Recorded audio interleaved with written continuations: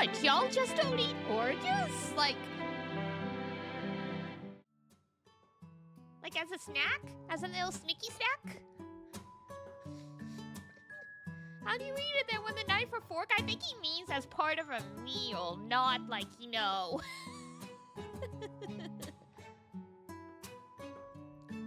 I just haven't heard of it. I can't believe I'm crazy. They do it in anime all the time, especially in winter. You'll see, like, scenes of them, like, sitting around the kotatsu with, like, a big bowl of, like, clementines.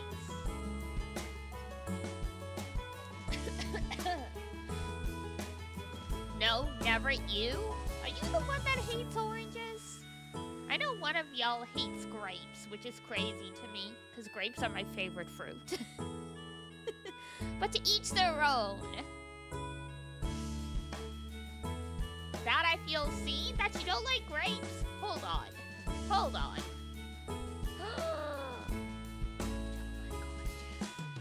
Okay. What's everyone's favorite fruit then?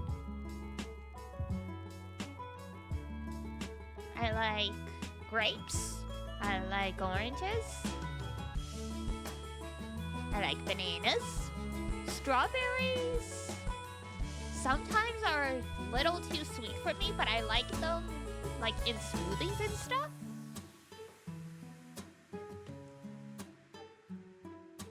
Green apples, gotcha. I don't like green apples. Red apples are nice though. I have a really hard time finishing apples though. Most fruits are really good at a fruit salad even if I don't love them alone. That's true, that's fair. Ooh, blueberries. I also love blueberries. Any kind of berry, really. I like the sourness of the green ones though, that's fair. Yeah, apples are the one time I prefer it more sweet than sour. Because usually I'd be right there with you.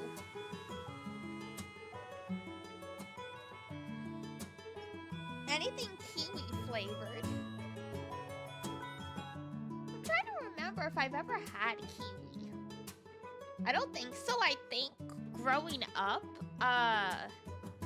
the fact it was hairy, like, kind of creeped me out a bit. Those of y'all who are spicy-brained and have food issues, you know what I'm talking about. Nice hairy fruit to start the day. No! My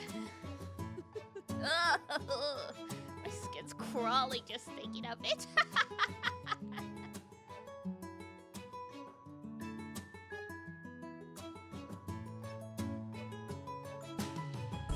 It's funny that I can't actually eat that. It's weird, because peaches are the same. Apparently, when I was baby Melis, I was obsessed with peaches. And then one day, I just decided I was never going to eat another peach again. And Mama and Papa and Melis are like, we bought all these, like, canned peaches. Rest in peace. And to this day, like, you know, 20, 30 years later, sometimes Papa and Melis will be like, here, have a peach. And I literally cannot bring myself to bite into it. Like, I'm there holding it, like, I'm psyching myself up to it. And, like, I can get as close as, like, you know, bringing it to touch my teeth, but as soon as my teeth touch the hairy, no, I'm done. Any particular reason? Now I feel like it's some kind of leftover holdover from deciding I didn't like it as a baby, whatever trauma I had as an infant, but I have no idea why. Like, I just can't psych myself up to do it. Like, it might be the texture of, like, the flesh, but it's hard to know, because, yeah, I literally have not eaten a peach in 32 years. So, like, for all I know, I might like the taste, but even when I tried to buy, you know, peaches in, like, the fruit juice, like the little peach cups, I couldn't even bring myself to eat those. There's just something. How long? Look, I said I was a baby. Literally, I was a baby.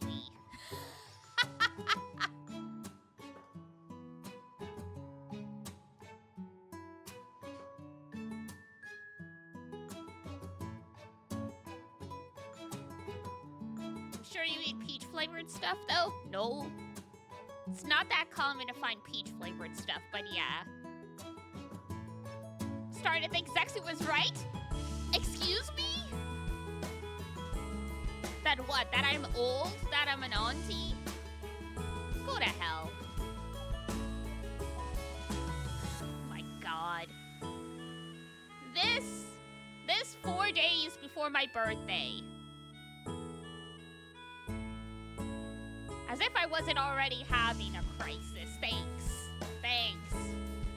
God. I just... Damn out loud. I'm sorry, that one got me, I remember a VTuber doing a collab saying she's over 25, and the younger person said, oh, you're old? Yeah. Ugh.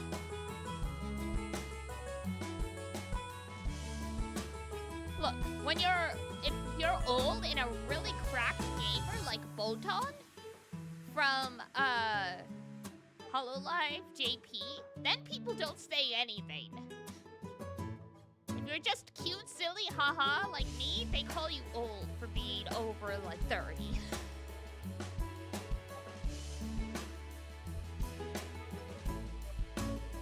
Terrible. Speaking of food, do you have a favorite popular fast food? I'm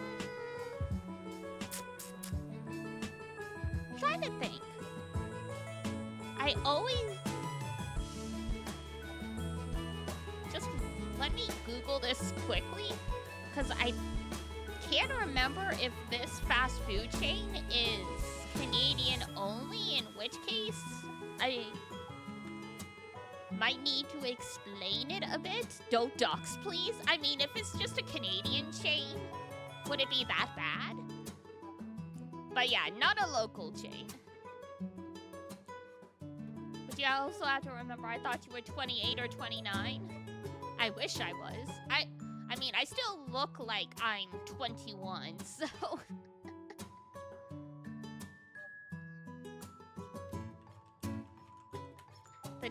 the next door to DD food chain, there are really nice local places in, like, Toronto.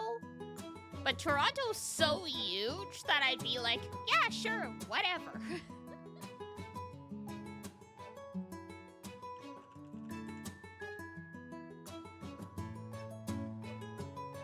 I sound even younger, which just adds to the charm. Thanks.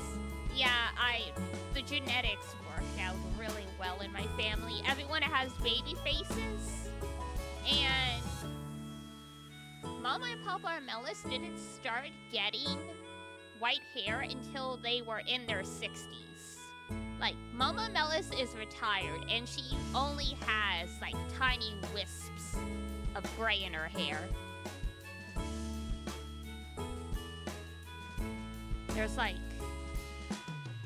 no cancer of mysterious origins in my family, no, like, deadly diseases besides, like, diabetes and dementia. And even then, the people who have dementia in my family have lived, like, 15 years with the disease, and they're still trucking, like... So yeah, the genetics worked out really well. Let's see here. Okay.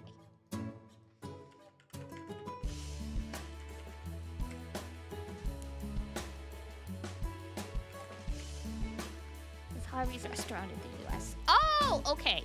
So yeah, my favorite, going back to Art's question about what's my favorite fast food chain. It is like a Canadian only food chain, but it's not local. It's called Harvey's. So like it's a burger chain. But I really liked it growing up. Like, they had really good quality burgers. Like, their burgers actually had grill marks on them. Their fries still had, like, their fries were more like potato wedges with the skin still. Follow-up would be A&W. But their stuff has definitely gone downhill. I rarely ate fast food because Harvey's, like, you know, like the host of Family Feud.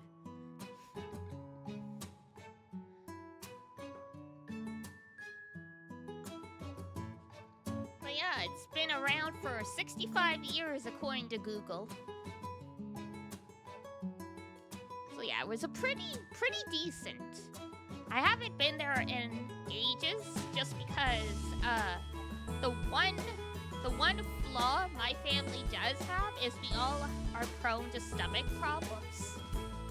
So I stopped, like, for example, I stopped eating at McDonald's when I was 10, like once they got rid of the pizzas, because their burgers would always make me ill. So I haven't been to most fast food places that aren't like pizza chains in quite a while.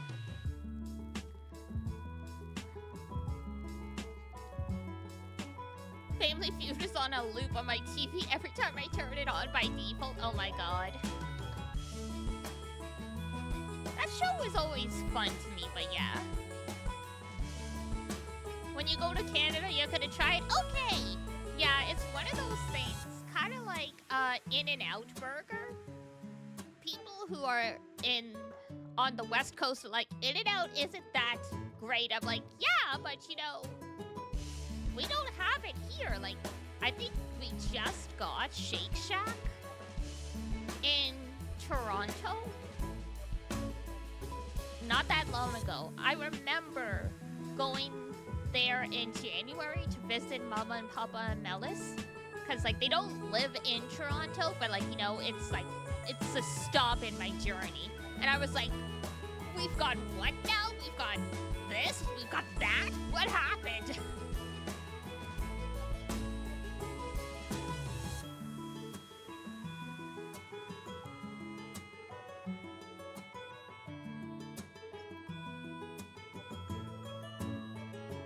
They served your friend a cold burger? Oh no.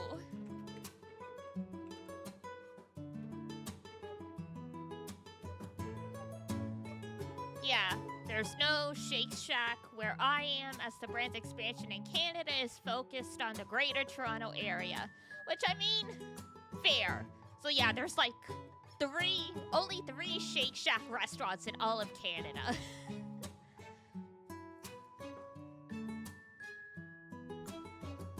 One is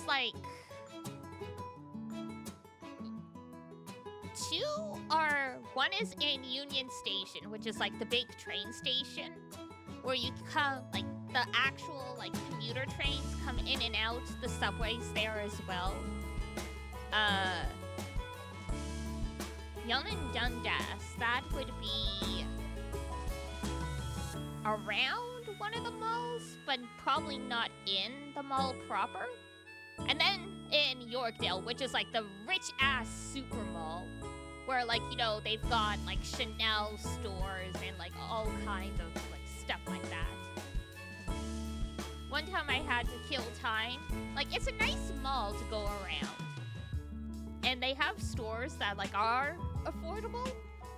Like, when Forever 21 was still a thing. But I remember looking at some of the, like, the Chanel store and stuff, and I'm like, am I allowed to even, like, step foot in there? I feel like as soon as I do, they're gonna suss me out. Forever 21, I miss Forever 21. Back when, their clothes were decent-ish quality. I have a dress from there that's, like, held up for, like, 10 years because I babied it. I felt so out of place. Oh, mood, I feel you. Like, I was just curious, you know? Because it's like, yeah, you know, I'm an adult. I have adult money. Maybe I should be looking at getting, like a purse that's not gonna disintegrate in a year and a half. But then, like, I couldn't bear myself to even go in and, like, eyeball. And I'm like...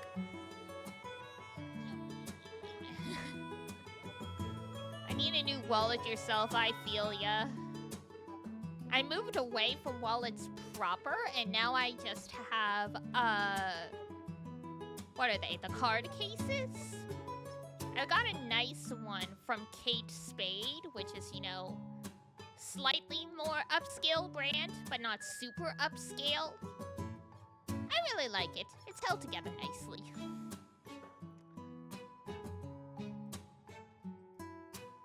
But yeah, fortunately, my bags and stuff now hold up better now that I'm not in Toronto anymore with the crazy-ass commute.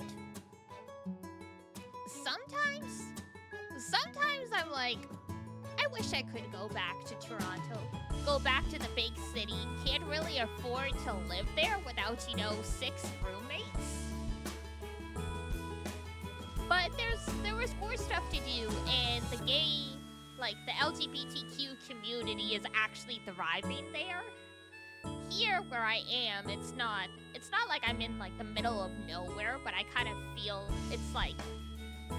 I was talking to Yuna about it. Our gay club here wasn't actually run by LGBTQ people until, like, recently. It was straight people, and I'm like, damn.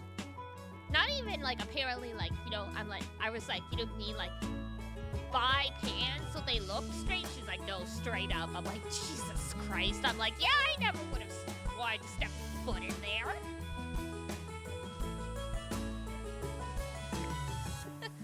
I'm like, I don't like clubs and stuff like that anyway, but, like, you know, that's just how dead LGBTQ is in my city.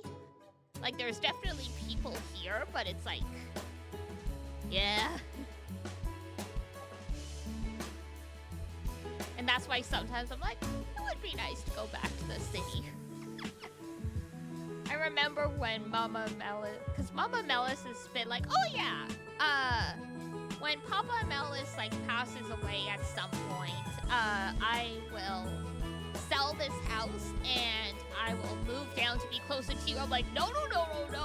I'm like, don't sell the house. The only way I'm ever gonna get a house is as if I inherited from you guys. Like, if you guys are like, you get our house, I'm like, I don't care if I don't have a job. I am just gonna move there. A house with a mortgage paid off, I will take that. I will figure out work after.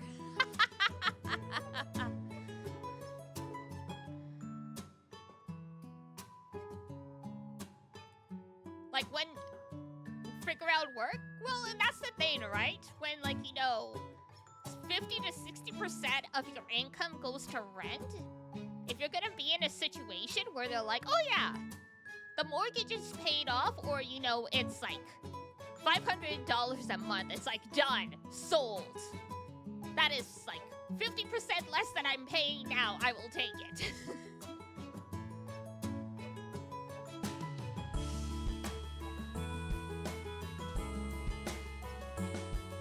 Just because, at that point, I just double down, be a full-time streamer. I'm like, I just need to make enough money to feed myself and the cats and pay the bills. It's fine.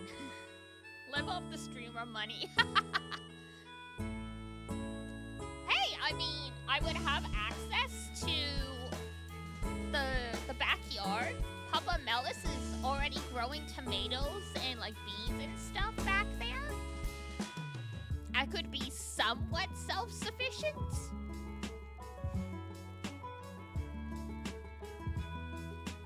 Like, I would have to go buy, you know, any meat, fish, egg products, dairy products, or whatever, but, like, vegetable, fruit and veggie-wise, I'd be good. we've got Papa Melis also grows like raspberry bushes. So like yeah, just like every summer you get like, you know, 3 giant bowls of raspberries from those bushes. Just make like a shit ton of like, you know, muffins or cake and you're done. Life after college is in fact gonna be a little tougher if you don't plan to go to another college. Unfortunately, there are few professions in this world where you get by with just 1 degree. Like, if you're gonna be an engineer of some kind, that basically, just getting that degree basically guarantees you the job. A lot of other fields, it's like, yeah, you're just winning. But you can manage. Iduna hasn't gone to school. Iduna didn't do college or university. Like, we met at university, but she did end up graduating. And it took her a long time, but until I got a raise recently, she was making more money than me. And her husband, who's a nurse. So you can get by in the world without that education. But you just gotta work hard, and I mean, to Iduna's benefit, she's incredibly charming.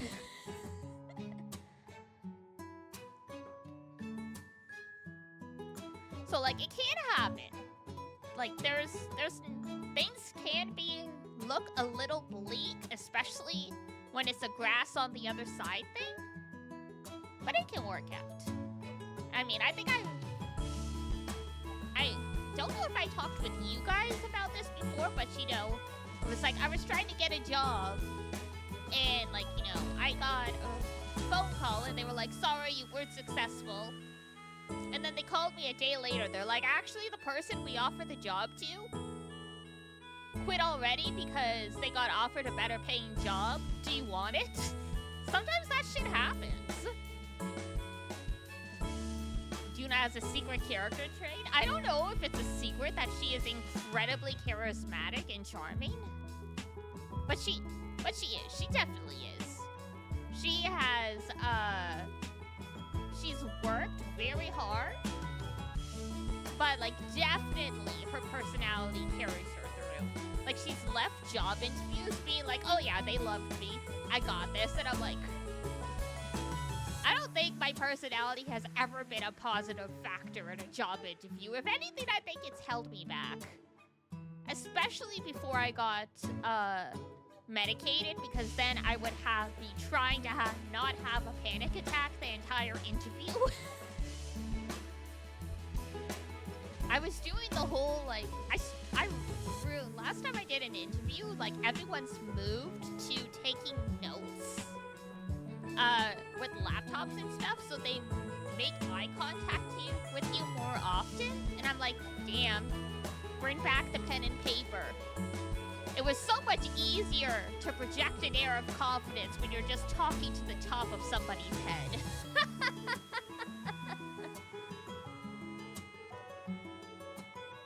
Same, I've left interviews thinking I messed everything up, then being told they were very impressive. Literally, any job interview I had that I thought I, like, nailed, no, it was terrible. Like, they've been like, oh yeah, you interviewed well, but you forgot to write your name on the practical test paper, so we had to fail you. And I'm like, what? Like, just stuff like that. Or they're like, oh yeah, you totally misunderstood this question we were asking you, so... And I'm like, what?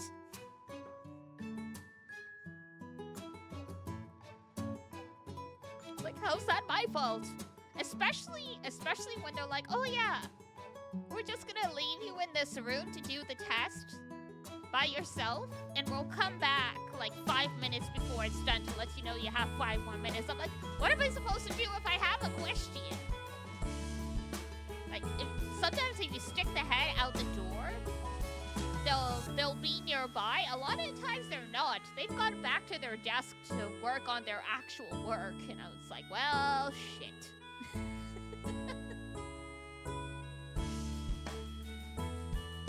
So yeah, I would do, like, in job interviews, I would do the whole, like, you know, you look at a point over their shoulder to try and simulate that you were making eye contact, but apparently,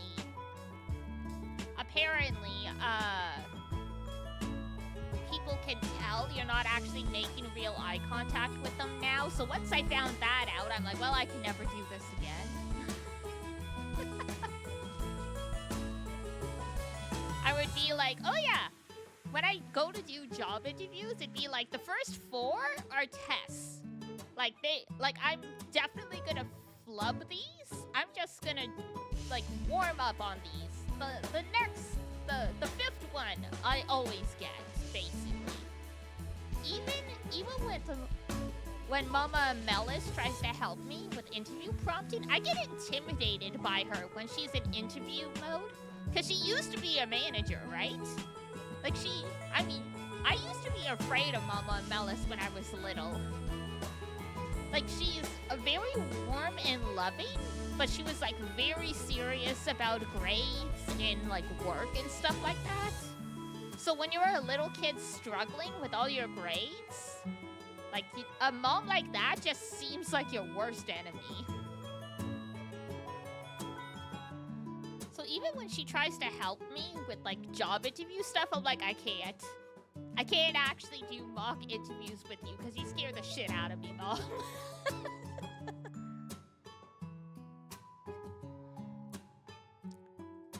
So she helped in other ways. Like, she made, like, a test bank for me. Because since she was a hiring manager for so long, she knew, like, all the different types of questions they ask at entry-level jobs.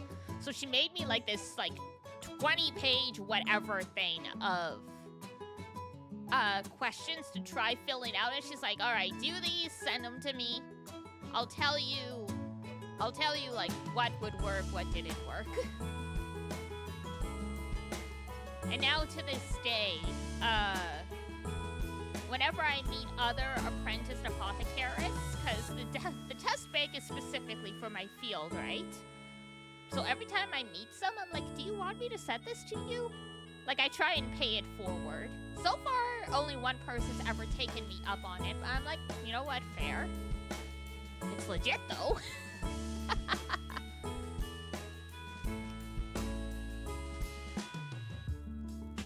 The worst is when 2 or more people are there. Where do I look? Oh, yeah. In my industry, it's always an interview panel. It's never a one-on-one interview. It's always at least 3 people. 3's the average. I have been a student and walked into a room of 4 men in suits and 1 lady at the head of, like, some conference table. And I think I was 19 at the time, and I think I just about, like, you know, peed my pants. I was already late because there had been a torrential downpour. And I'm like, oh, like, as soon as I opened the door and I saw them, I'm like, oh, yeah, I'm toast. I almost turned around and walked out. But if I did that, Mama and Papa and Melis would have roasted me alive. They'd be like, so how's the job interview going? I'm like, it was fine. And they would know instantly I was lying. They're like, what happened? I didn't even go. They would eat me. They would eat me. Open door, thank you for your time, then leave. God, honestly. I don't even remember the interview, but yeah, like, man. When you're interviewing for, like, a 6-week... Well, how was it? It was 6 or 8 week, like, internship, specifically for students. And you bring out 6 people to the panel. I'm like, what on earth?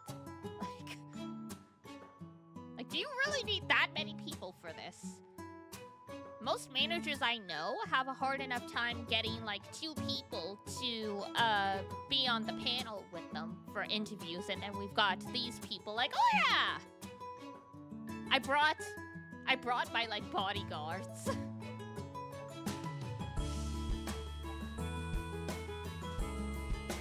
Alright. Do. Speaking of bodyguards and work and jobs, Imagine if Edgeworth did the interviews for the law student internships. They would never make it. We'd lose them so fast. Alright. Now let's see if we can finally finish this case. I believe, but also, you never know. Like Iduna said last time, it's like, oh yeah, this is the final cross-examination, they say. And then it takes you 2 hours. Alright. Committee is willing to accept that Mr. Von Karma falsified Mr. Frost's autopsy report. Even still, Mr. Von Karma only managed to have Mr. Tunkador convicted as an accomplice. The committee is willing to accept that Mr. Von Karma falsified... Oh, I accidentally pushed back. I was like, wait a second, this sounds familiar. I personally have come to believe that the real culprit behind the IS-7 incident is misbound. Her plan to poison and kill Mr. Gusto today was her attempt to frame him for Mr. Frost's murder.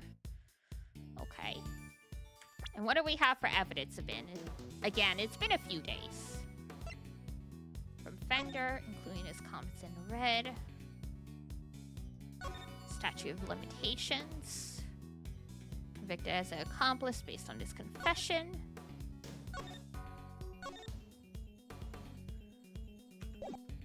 And there was something we saw that, like, the statute of limitations pauses. The statute is suspended from time of any accomplice's indictment to the end of their trial. Okay, so yeah.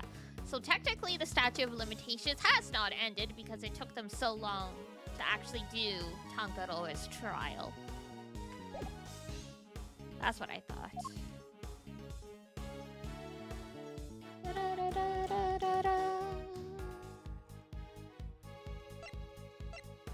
Sketches, the chocolates, the case analysis. Oops! Shoot!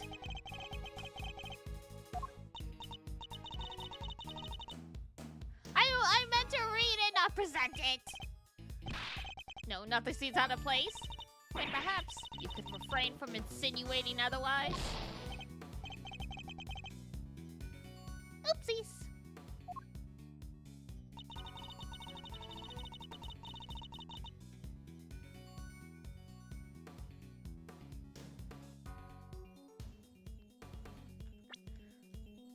Alright, let's do that again, but this time, we read it, not present it.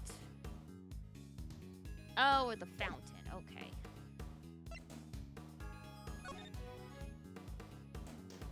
It's a crazy lamp. Frame finger marks, the cookbook, okay. I don't think there's anything we can present for evidence, so let's press.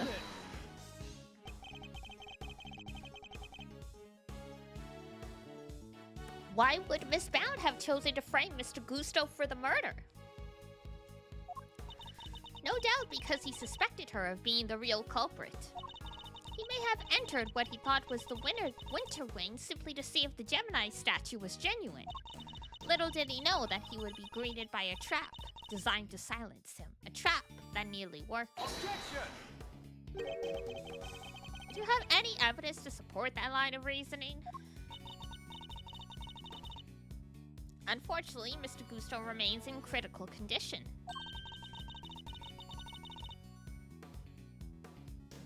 It would be difficult to prove anything until he regains consciousness. In other words, there is little we can do for now. On the contrary, there is plenty we can do. You still have not grasped the situation, have you? Then allow me to spell it out for you. We have all the evidence we need to explain both the I-7 incident and the poison gas attack, so this is new stuff. We have therefore determined that there is no need to investigate either case any further.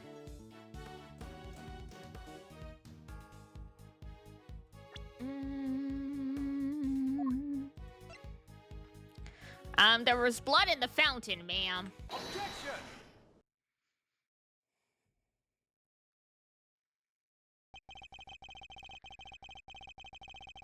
Madman on fire! Thank you for your daily potion check-in. Eagle Eyes. Very nice. You play FPS? You will make all your shots now. Would you mind taking a look at this? Hello, hello. What is it? They're test results carried out on the liquid at the bottom of the Gemini case in the Winter Wing. As you can see, traces of blood were detected. The question is, whose?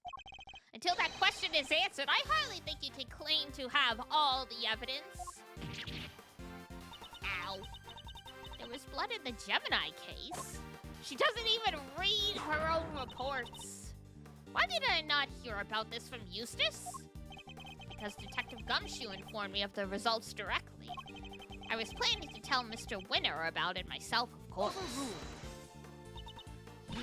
You kept this to yourself until now? Despite having no jurisdiction here whatsoever. Mark my words, the committee will hear all about this. As ever, my interest is in the truth. And if mistakes were made in the past, they must be rectified. If you must report me to the committee, then so be it. But in return, you must be allowed to investigate this case to the very end. He's like, God damn it. That is not my decision to make. You will need to discuss it with Eustace. Guess who's back, losers? And with good news, too. Man, he really is like 17. Who else comes into a room like, guess what, losers? This is like frickin' Gary Oak. It was a close call for a minute there, but Carmelo Gusto is alive. Gusto. He made it. You're the ones who found me? Yup. Long time no see, Gusto. You're the attorney's assistant? You've grown! And you have an assistant of your own now? Assistant? No, I'm... he hasn't got the gig just yet. This is Gregory Edgeworth's son. Prosecutor Miles Edgeworth, at your service. Fate moves in mysterious ways. I'm in your debt. If you hadn't found me in time, I wouldn't be here to thank you. Oh, you're very welcome. After all, if you hadn't lived, we wouldn't be able to ask you what had really happened 18 years ago. Huh? What are you talking about? This man has just come back from the brink of death and they're like, oh yeah, we're gonna interrogate you. You figured out quite a bit while you were out cold. Like, at least let this guy have a meal, maybe some water. Maybe go to the hospital and make sure, like, you know, his blood tests check out. Including the fact that you're probably the guy who offed poor Artie Frost. Awkward. What? Is that true? Miss Bound set up a very elaborate trap to try and catch Mr. Frost's murderer. A trap that involved rigging the Pisces case with poison gas.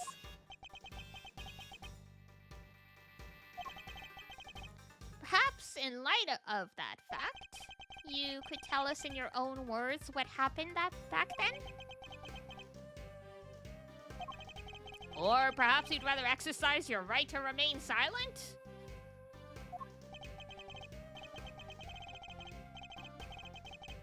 Oh, it's not that. Gusto's here is a fan of the old meditation. You know, Om and all that jazz. That is a vaguely stereotyped. I can't say racist, but yeah, that is a cursed perception, absolutely.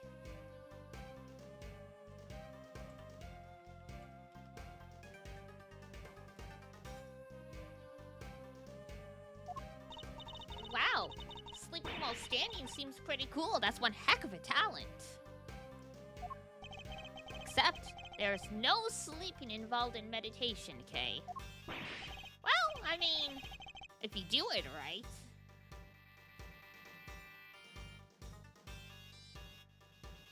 Gusto, old pal, how about you snap out of it and tell us what went down way back when? Hello? Whoa!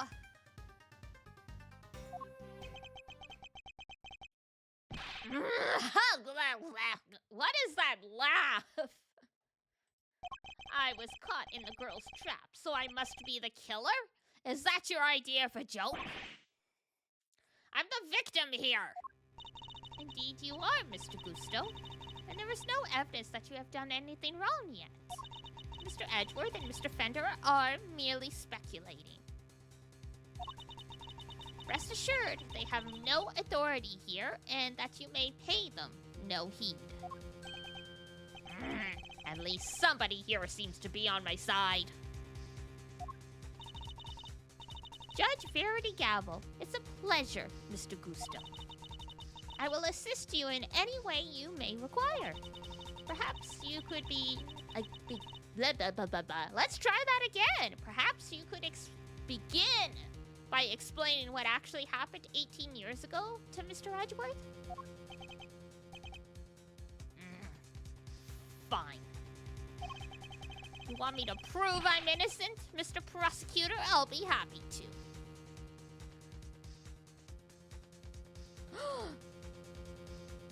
You're that close to the doctorate field, and that means I'm gonna find a way to sneak you into your graduation speech. Ah! That's so great. I'm glad that you're so close to the doctorate. We've got... We'll have Dr. Moonbeam. Beautiful. I know you have to actually get your doctorate before you can be Dr. Moonbeam, but... Dr. Ranger Moonbeam! Dr. Ranger Moonbeam! I have a medical condition. Not that kind of doctor. But not that kind of doctor.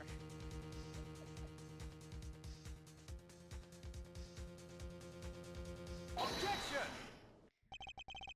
I've wanted to be called doctor for so long. Ah, you're close. You're getting there. It's within your grasp. Very exciting. So this is how you mean to play Judge Gavel. You're hoping Mr. Gusto will help you to hide what happened instead of trying to correct the record? I believe only in the infallible judgment of the goddess of justice. Oh, how convenient. Except it is us humans who make the actual judgment calls in a court of law. No.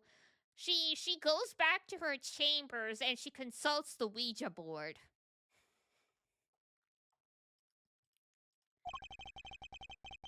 And so long as there are those who would use the law to their advantage, our rulings are fallible indeed. If you would use your position to further obscure the truth, excuse me, then neither she nor I will forgive you. I just hope you're still around in the streaming business when you get your doctorate so that when I get hired at NASA, I can have Dee Dee merge in my office. Ah! I mean, I hope to be. Knock on wood and all that.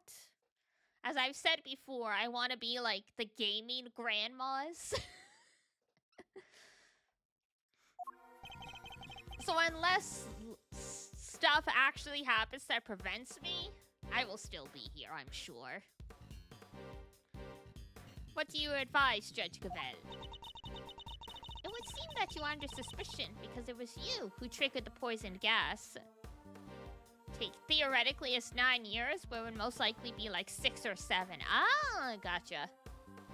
Hey, I mean, some people have been around for that long. Like, was it Hololive has been around for 8 years?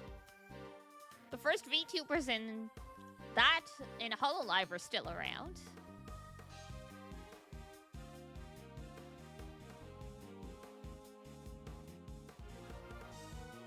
Looks like she's wielding a whip. You miss Franziska von Karma. I see. Unfortunately, she just has this judge just has a mallet. Specifically, by opening the Pisces case lid. Would you be so kind as to share why with us? The person I watched play Katawa Shoujo 10 years ago is still going strong. Some people ask. That's true. There are some streamers that I watched 10 years ago who are still going strong too. They've even gotten married, moved to another country, had kids. They're still here. Totally imagine. Not particularly. She's a judge, so she's too inseparable from the hammer in my brain. I came to see Frost sculpture, simple as that. I made a mistake with the opening times and arrived a half hour early, and I just let myself in. Mr. Bound, was there no one at the reception desk around that time? But Dr. Ranger! I had left the main entrance unguarded and unlocked just in case the killer made an appearance. That's gonna be a dream come true for sure!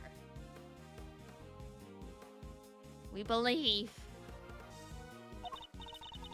So no, there was no one here on the first floor then. But I did make sure all the wings were locked up tight. Except for the autumn wing, that is. Aitsumaki! I see. She did all that just to steer the culprit into the autumn wing. Which is precisely where Mr. Gusto went. Sneaking into our building is pretty suspicious however you slice it. You forgot your laptop charger in the lab? No! Can you go back and get it? Is it still open?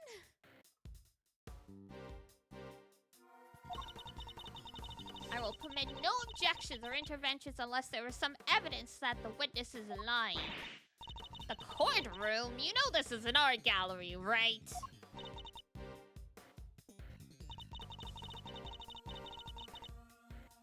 Mr. Gusto, if you could please continue by explaining why you opened the Pisces case. Not until tomorrow morning?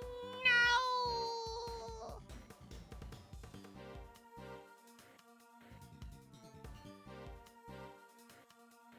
Paint a picture of your model above your future office with a quote, but I'm just waiting for you to say something I could put there. Oh gosh. One day I will say something brilliant. But yeah, big rip. That sucks. Well, hang in there. We've all done similar at some point. No gaming for you tonight, I guess so. Oof. And when that day comes, I will quote you. Hey! How's the game going, though? Pretty good so far. We are hopefully gonna finish this case tonight. Every time we seem to get close, they seem to, like, add an extra arc to it. But they're confronting who they believe the real culprit is, so I'm sure it's fine.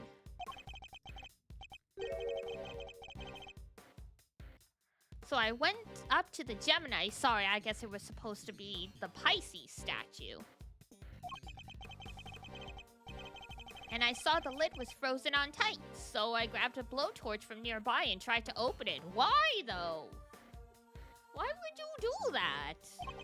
When I finally got it open, gas came pouring out.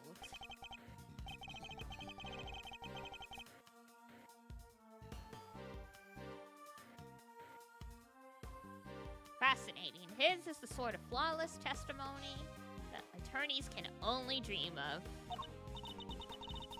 Yeah, the everything sounds like a lie kind. I am none too satisfied with Mr. Gusto's explanation myself.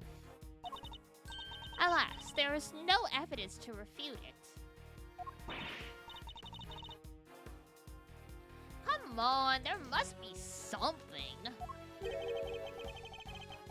It's Miss Bound's story you should be questioning, not mine. I'm not the one who set up the poor gas trap. She could have killed anybody with that thing. Not just anybody would have used a blowtorch to try and get into the display case. Objection! That is... Alright. The voices they give these characters are never what I actually expect.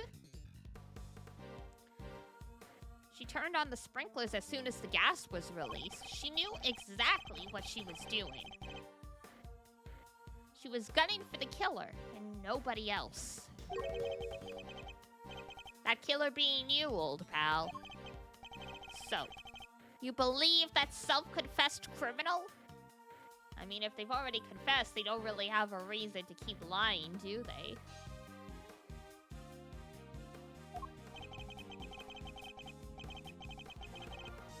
Miss Bound is far from blameless in this affair, and she will have to pay for her crimes. But so will Mr. Frost's killer. You seem determined to pin Frost's murder on me. But I had no reason to kill him. And you have no evidence to prove otherwise. Probably not. Well, can we really not prove that he's the killer, Mr. Edgeworth?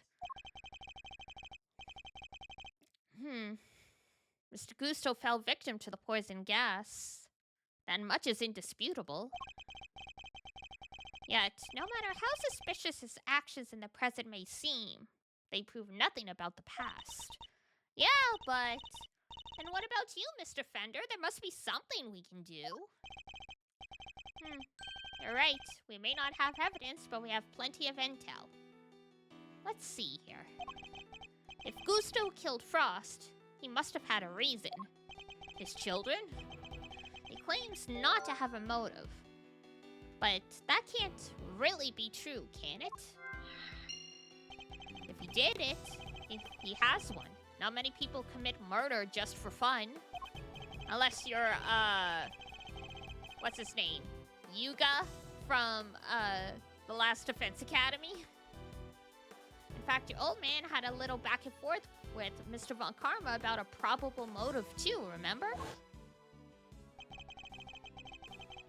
How can you possibly say that with any certainty? If their relationship had broken down for some reason, that could very well have been the motive behind the murder. Von Karma wouldn't let us talk to Gusto back then, but we can now. If we can put the pieces together, I think the picture we've been looking for might just emerge. Yes, I think you might be right. I need to think back over everything we know about the IS-7 incident. Especially the questions that never got answered. And the finger marks? Were you the one wearing the gloves? Miss Scone denied that the finger marks on the frame were hers. But what if they were Mr. Gusto's? Perhaps he had wanted to take a look through the ultimate cookbook for himself. Every time I hear ultimate whatever now, I think of Danganronpa. What a curse. So he asked me to put in a new cartridge. He seemed to think there should have been more shots left than there were. In other words, the film ran out sooner than expected? Yeah, the number of shots he took didn't line up with the number of shots remaining. But he thought maybe he just lost track somewhere. The Danganronpa curse is real. I am so excited for the remake of 2, but oh my god, yeah. We thought we escaped Danganronpa. We did not escape. We will never escape. We gonna play it? Of course we are.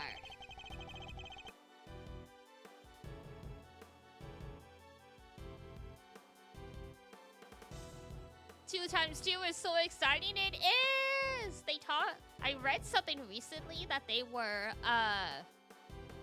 thinking about potentially remaking Danganronpa 1, but they decided against it because it's like the foundation of the series. So they're like, should we really mess around with that one?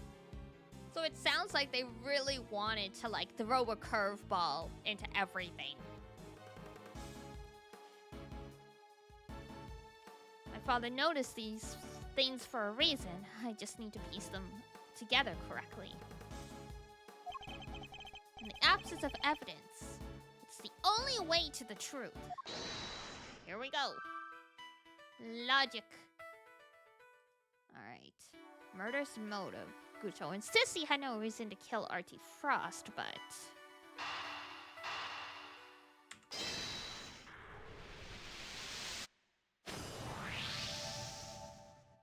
Mr. Gusto, obviously, the cooperation broke down, so... You and Mr. Frost conspired to create works for the contest together, didn't you? Huh? So you know my little secret.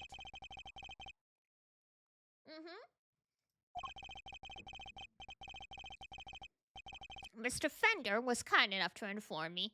Mr. Frost was in charge of the design while you were in charge of the flavor. Is that correct?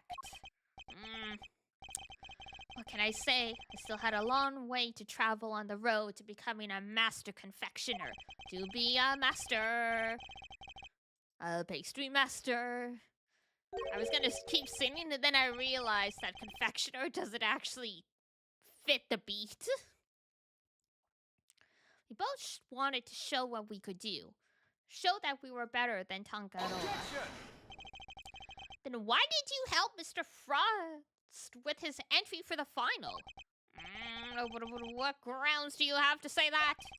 Your own statement made to Mr. Von Karma 18 years ago. You told him that you had been working together right up until the day before the final. Mr. Frost's entry was carved entirely from blocks of flavored ice.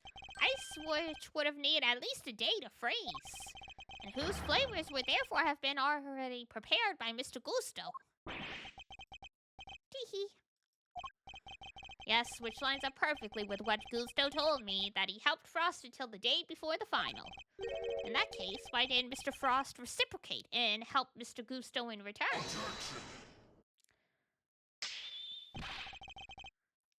I can hardly be expected to read the minds of the dead. You sure? You sure you? So, why didn't Mr. Frost help you in return, Awkward. I submit that your relationship broke down for some reason. And that became the basis of your motive for murder. That's not how it was. Sure, we stopped working together, but it was all perfectly friendly. We stopped working together in a friendly way. Kinda hard to imagine, but okay. Besides, how do you think I did it exactly? You think I just strolled into Tangaroa's room and killed Frost? I couldn't have killed the man while Tangaroa was in there working on his chocolate pieces, could I? So you see, it can't have been me. I wouldn't be so sure. There must be a window of time when Mr. Tangaroa wasn't in his room. And if I can prove that, I can prove that Mr. Gusto had the opportunity to kill Mr. Frost.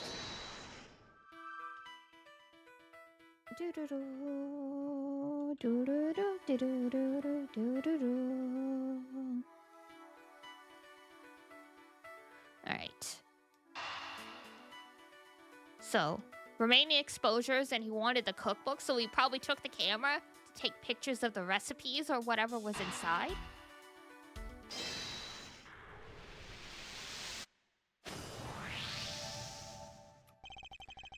Photographing the cookbook's contents would be the perfect way to steal its secrets undetected. But what if Mr. Gusto did just that? What if he used Mr. Tangaroa's camera to photograph the book? It'd be the perfect crime, so much better than stealing it and getting chased by the cops. Except they were Polaroid pictures. I don't think the photos would be of sufficient quality to read from, but hey, what do I know? A sneaky snapshot or 20, huh? That could work. The only question is, when would he have done it? Good question. What about during afternoon tea? Didn't Delicia say that Gusto and Frost had missed out on the little tea party they had? Which brings me to the next question. When do we know for certain that Mr. Frost was still alive? And after the contest, nobody saw hide nor hair of Frost as he had secluded himself in his room. And the only person capable of entering his locked room was Tankaroa, possessing as he did the only key. Miss Scone, were Mr. Tangaroa's works the only ones he sampled? No, dear. I couldn't help myself. When I'd finished my afternoon tea, I tiptoed over to Chillywinks' room for a little taste, too. Mr. Frost had kept himself inside of his room after the contest had started. But he was gone by the time Miss Scone snuck into it to sample his work. Meaning, there was a good chance he was murdered before the end of the afternoon tea.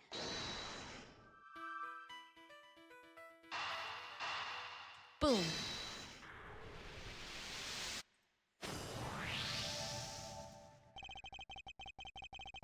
We can be sure that Mr. Frost was alive until the beginning of afternoon tea. Making tea time the only window during which Mr. Gusto could have killed him. Are you satisfied with Mr. Gusto's story now, Mr. Edgeworth? Sadly, I'm afraid I'm still rather unsatisfied. But things are finally starting to become clear, and the truth will soon come to light at last. You mean to say you have uncovered new evidence? Evidence? No. I was hoping I might convince Mr. Gusto to open up to us about it instead. Oh, is it mind game times again? Ah, yes, more mental chess. It is. Mr. Gusto, I have a question for you. I said I have a question for you. Ah, what is it? You chose to make an entry for the final on your own. I told you I wanted to test myself. I wanted to prove I was the best in the world. Objection!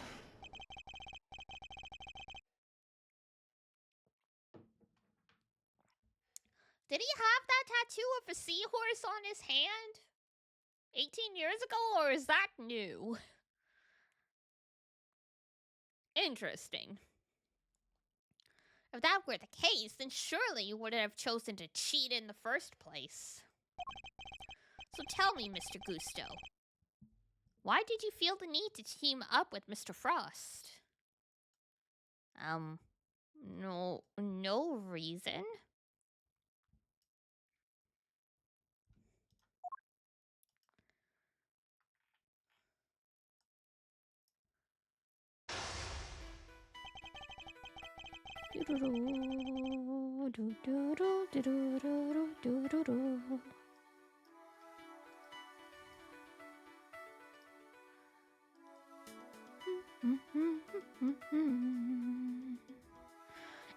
Years ago, Mr. Gusto and Mr. Frost collaborated in the confectionery contest.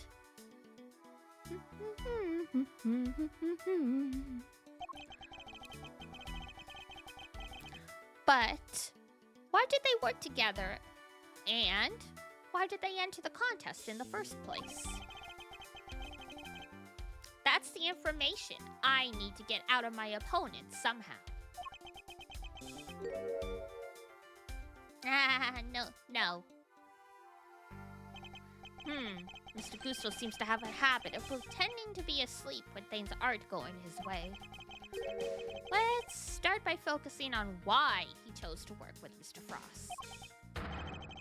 By my hand, now is the time to dig up the truth that was buried all those years ago. Mind chess commence! Why did you collaborate with Mr. Frost? Mr. Gusto, what inspired you to collaborate with Mr. Frost? We were acquaintances before we were contestants. He was interested in entering the contest, so we decided to sign up together. And your decision to pair up with a sculptor had nothing to do with your lack of faith in your skills? Ah, you don't know me. You don't know me. We joined forces because we wanted to make the most perfect creations possible, that's all. What, you couldn't do that on your own? Oh no, incorrect. Sorry, wanted to see if I could do an impression of you. Turns out it's easy. I need to pick my words more wisely. Ow. Okay, why'd you cry? Blah blah blah blah blah blah blah blah blah blah blah blah. Bide my time. Frost's son and mine were in the same grade at school, so we got along pretty well too.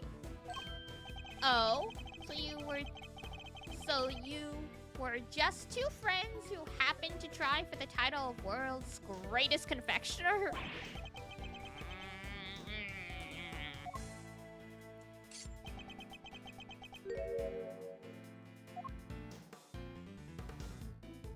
Wake up! Pretending to be asleep when the going gets tough won't work on me, I'm afraid. Mr. Frost was a sculptor, Mr. Gusto. I doubt he cared much about winning a title for confectioners. In which case, he probably had a different motive for taking part in the contest, would you say? His critically ill child or something?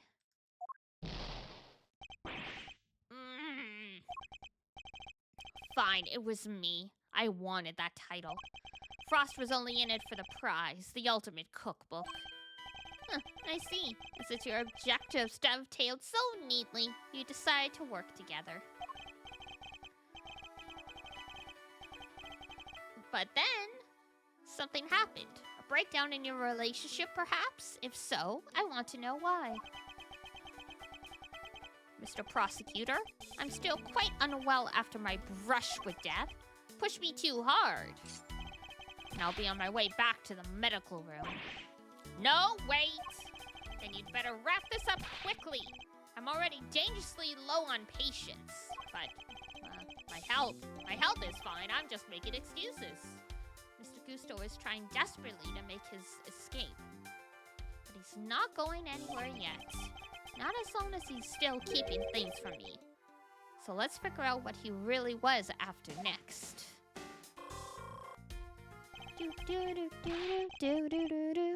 There's no time to lose. I need to pick the right line of questioning, and fast.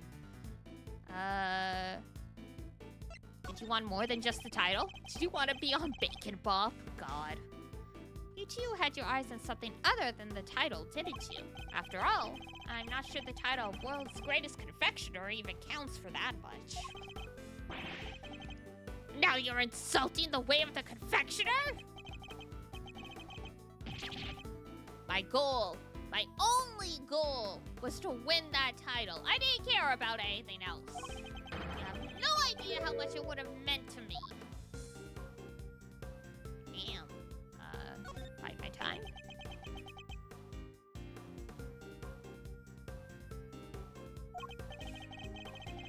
Look, my sense of design may not have been up to snuff back then, but you should see me now. Oh? So you've improved? Bet I have. I didn't do all that training in Shen Fa for nothing.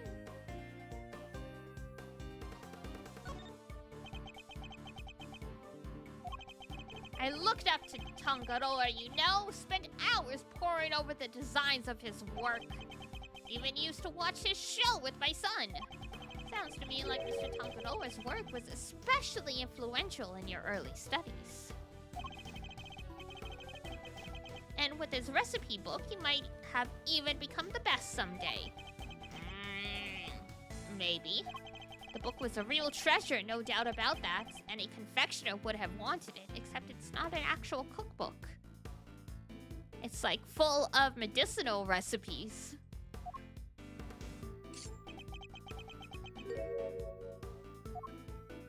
So you were interested in that book too. Huh. You claim that your only goal was to win the title. Yet you also seem to have had an interest in the contest prize, the ultimate cookbook. Oops. The greatest collection of recipes by the world's greatest confectioner. One sec. I'm peeling my orange. I'm really fast, don't worry. I can peel my oranges in one go. Like, one continuous strip of peel. There we go. All done.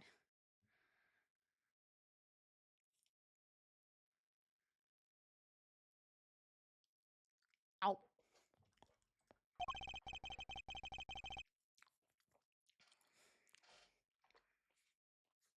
I can't say I had absolutely no interest in it. And even if I did, what exactly is so wrong with that? Nothing, I suppose. Only that the book contained recipes for medicines, not desserts. And everyone who entered the contest supposedly knew that. I feel like I'm finally getting somewhere. I can't let him slip from my grasp now. I just need to stay calm and put the pressure on. Next, let's find out why he wanted the cookbook.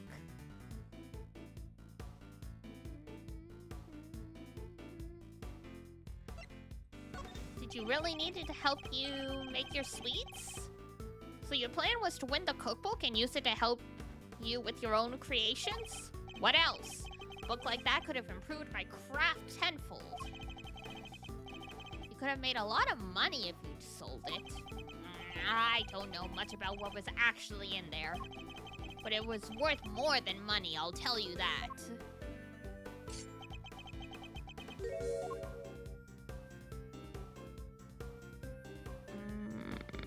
You know more than you're letting on. Come now, Mr. Gusto. I think you know more about the ultimate cookbook than you claim. They told us a little about it at the start of the contest. Huh, then you know what kind of recipes it actually contained, don't you?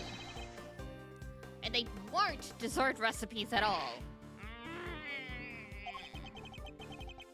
So you did your homework. Fine. So you know what was really in there. The Ultimate Cookbook, or the Angel's Cookbook, to give it its proper title. It's a collection of chemical formulas and ways to synthesize new medicines nobody has ever heard of.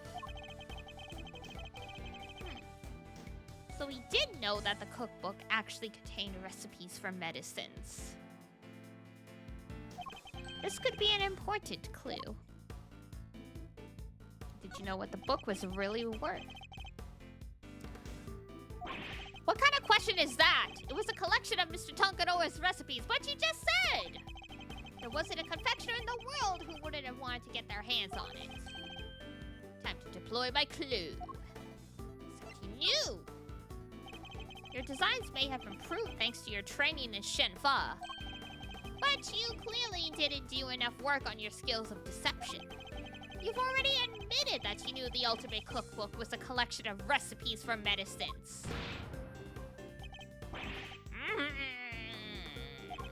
Thereby, making your interest not gastronomical, but pharmaceutical in nature.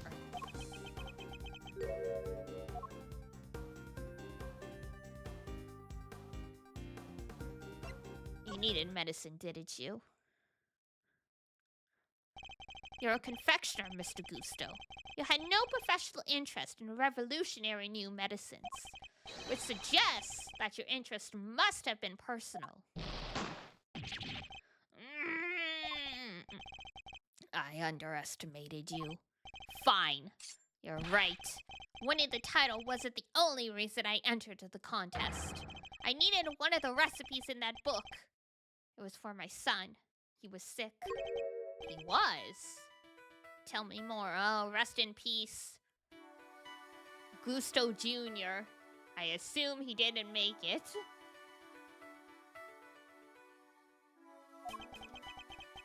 That's none of your business. I've told you as much as you need to know. He looks rattled. But But I can't let him off the hook. Let's find out what this mysterious illness was. Ah, yes. The plot-convenient anime illness. Almost as terrible as plot-convenient anime amnesia. I've almost gotten to the bottom of this. I can feel it. Just a few more moves. Tell me more about your son. Tell me a little more about your son.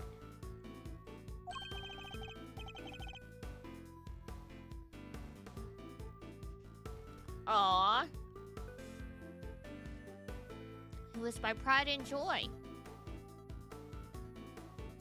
And my biggest fan. And you entered the contest in order to help him. You clearly don't have children of your own. Any father would have done the same. Ow. I would have done anything to help him. Anything. Bide your time.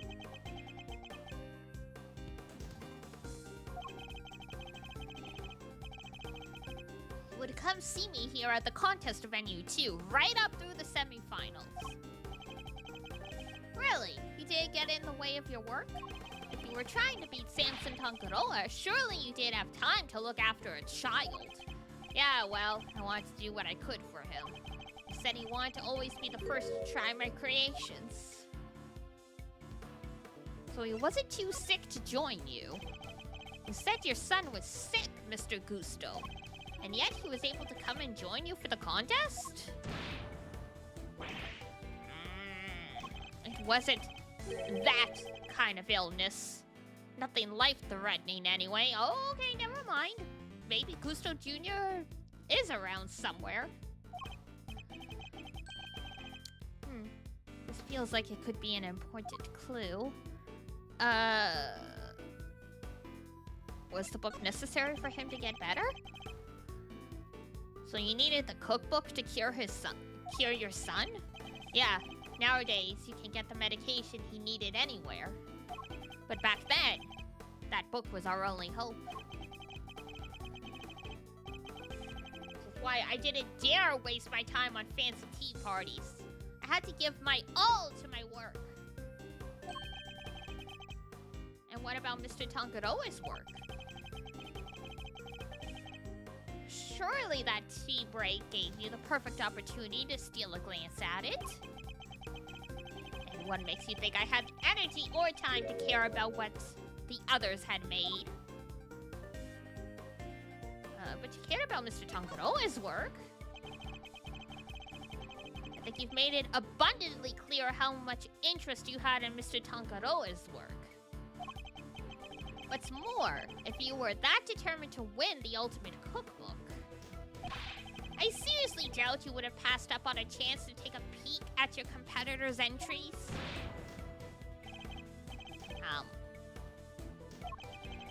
I had plenty of chances throughout the contest to see and sample my rival's work, you know. But each time I did, nothing seemed to have any flavor. Must have been nerves or something. Huh. Does he also have the taste condition? Because Mr. Tangaroa discovered in prison that he had, like, a taste disorder?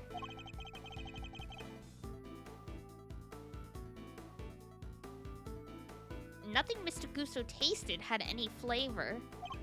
Oh. The ingredient to cure that was in the Angel's cookbook, from what I remember.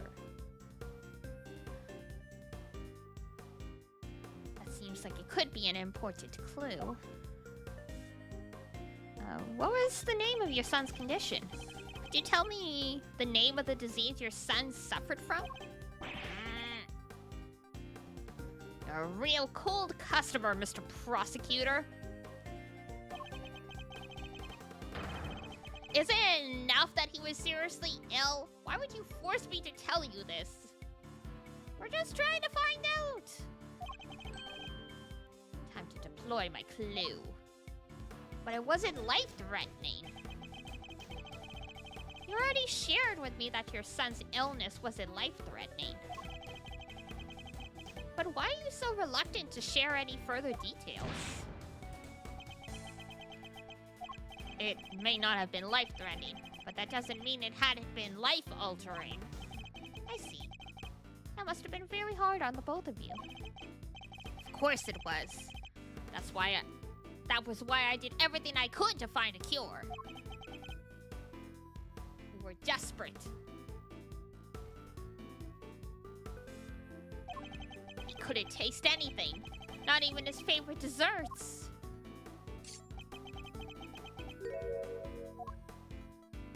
Did he have a taste disorder? Was he overweight? Wow.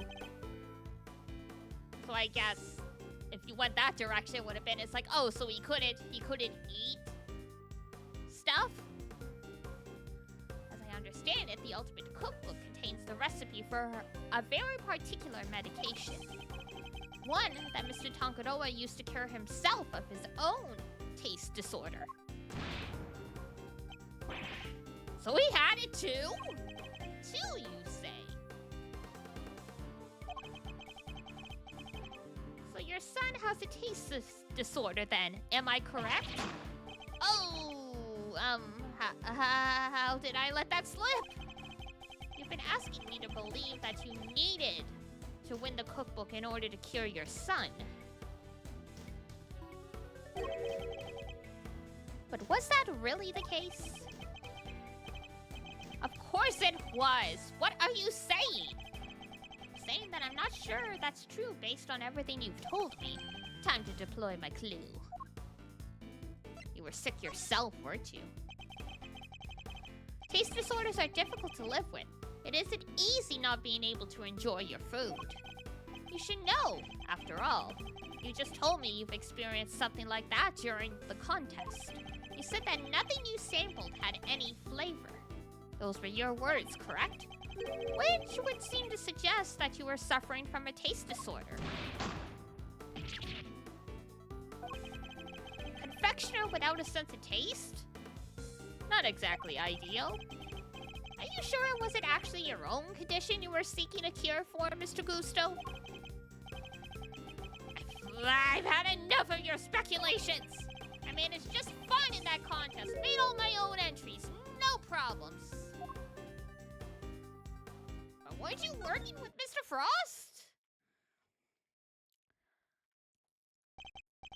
Sorry, but I'm afraid you're contradicting your own testimony. You already admitted that you and Mr. Frost had worked together during the contest. It's too late to claim you did all of that on your own now. Rip. You would have us believe that you are a man of principle, a dedicated student of the confectioner's art. Yet, you abandoned those principles and conspired with Mr. Frost to rig the contest.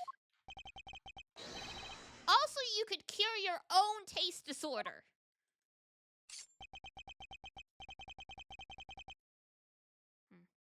You got me, Mr. Prosecutor. As you said, my sense of taste was shot. My son's was fine. Wow. I'd kept it hidden for so long, 18 years, and nobody knew. Sadly, you can lie to others, but you can't lie to me. I'm psychic. Both Mr. Gusto and Mr. Frost entered the contest hoping to obtain the Ultimate Cookbook for the medicine that would cure Mr. Gusto's disorder and the money it would bring from Mr. Frost. Thus, an uneasy alliance was forged. And that, I believe, is checkmate.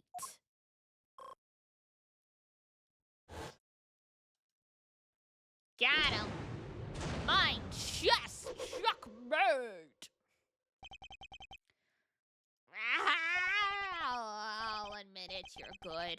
I never told anybody of this, but you figured it all out anyway. It's true. 18 years ago, I developed agwesia?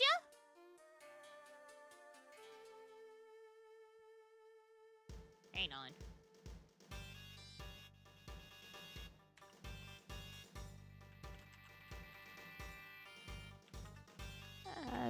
Guija.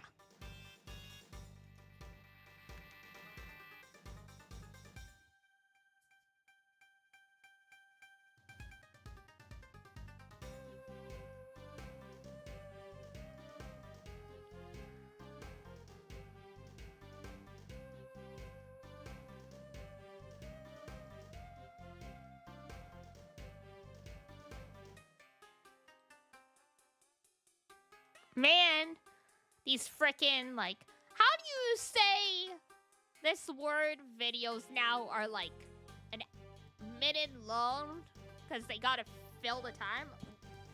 I just want to know how to say the disorder. Agusia. Agusia. Okay. I said aguisia. Not even close. You gave up trying to learn how to use chopsticks again.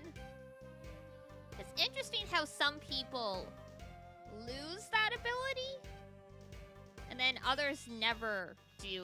Like I use chopsticks for a lot of stuff just because I find it more they're more dexterous than just using like tongs or like a spatula or whatever. So like when I have to flip stuff in my air fryer, I'm using chopsticks. What's aguisha again? It's a taste disorder that makes it so you can't taste anything at all. A confectioner's worst nightmare. Mr. Fender, is that what Mr. Tangaroa had as well? No, the big man had what they call a dissociated taste disorder. Basically, some things he could taste just fine, while others had no flavor at all. So he suffered too. Can't have been easy. I used to know, but I only ever used it rarely. That's fair.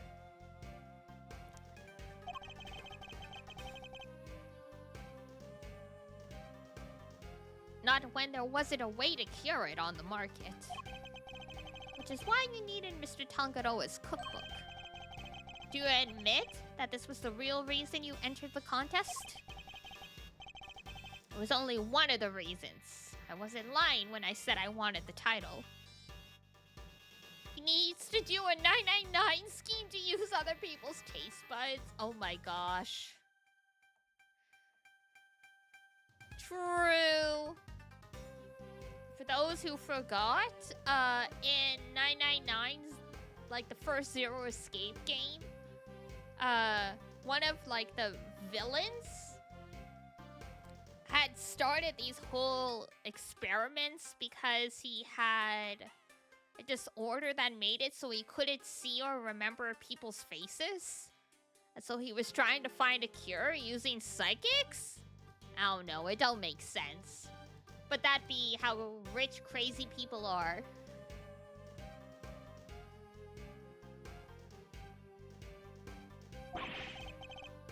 When I put my mind to something, it gets done, and I won't lose to anybody.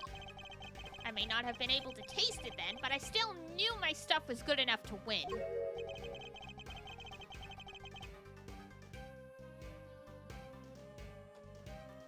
Oh? So you went into the finals thinking you stood a good chance of winning. Of course. Oops, hang on. Adjusting my monitors. What was it that Fender said about, what Mr. Tangaroa thought of Mr. Gusto's creations? Mr. Gusto's creations were a perfect balance of flavor and design, at least up through the semi-final. But disappointingly, his entry for the final was subpar on both counts. You were told that your entry for the final was far from the prize-winning taste sensation you described. What happened, Mr. Gusto?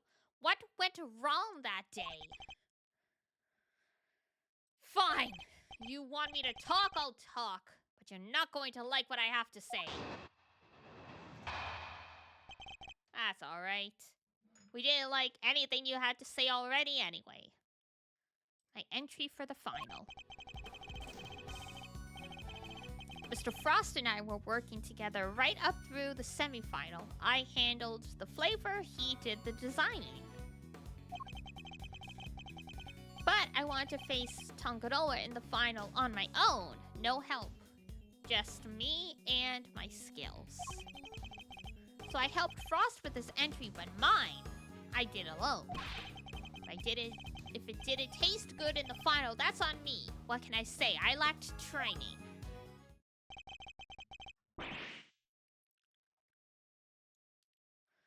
And that's all there is to it. Happy now? There doesn't seem to be any obvious contradictions. Yep, not that I imagine it'd be easy to get anything real out of him.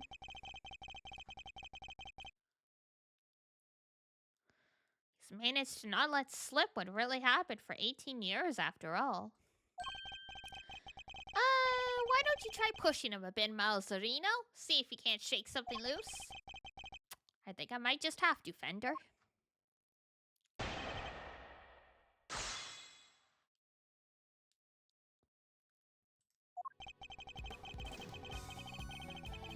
Alright. Let's see. So I helped Mr. Frost. Okay, but what happened? It tasted fine every other time. Hold it! And yet, I heard that your creations prior to the final were scored highly for their flavor. So what went wrong? Was there some kind of cooking accident on that day? No, nothing like that. It was, I told you, I had a taste disorder. My sense of taste failed me. It's as simple as that. But Mr. Frost's entry was complimented on its flavor. Your sense of taste hadn't failed you then. Did something happen overnight?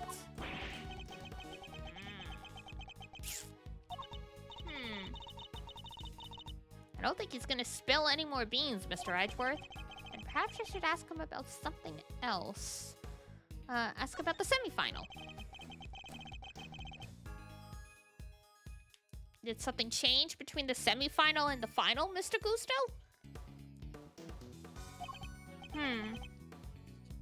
Not really. The only difference between the semifinal and the final was that Frost wasn't helping me.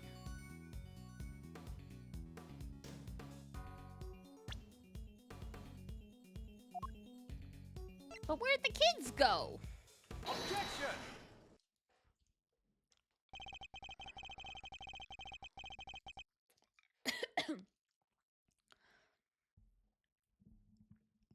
I can think of one significant difference between the semifinal and the final, Mr. Gusto. Your son.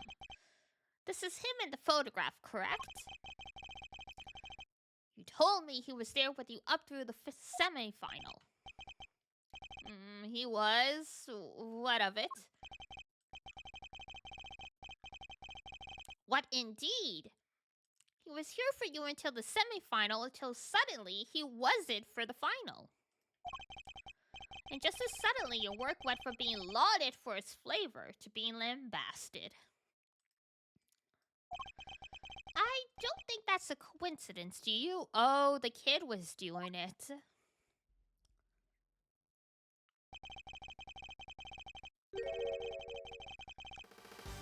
He wasn't just spending quality time with his father. He was playing a much more pivotal role than that. Rip. Just wanted him to see me hard at work, to show him I was trying my best for us. Who knows, maybe it was him being there that helped me do so well in those early rounds. Doc's a good game, but nothing about this guy screams super dad to me. Indeed, thankfully, we would only have to give such an idea credence if the story were true. After all, how much could their encouragement of one small boy affect the taste of a grown man's work? Mr. Gusto prided himself on the flavor of his creations. But then he lost his sense of taste. He must have had a tough time maintaining his high standards after such a devastating loss, unless... I'm sure your son was here to cheer you on, but that wasn't all he was here to do, was it? You're a very suspicious man, Mr. Prosecutor. But why not try answering yourself for a change?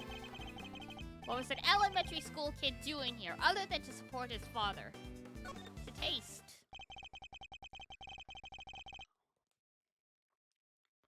Your son knew the taste of your work pretty well, I imagine, Mr. Gusto?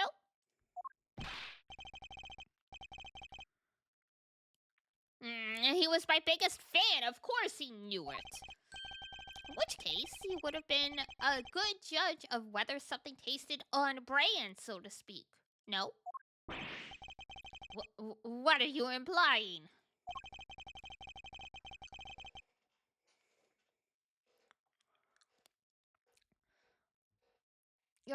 You've already told us that you were suffering from a taste disorder.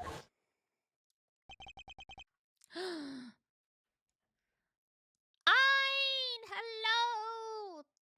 Got a lurk, but thanks for 8 months of solid visual novel fun. Thank you for 8 months. Oh my gosh.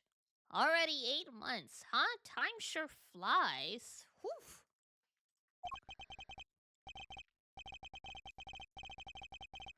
I'll admit it, you're good. I never told anybody any of this, but you figured it all out anyway. It's true, 18 years ago I developed agwesia.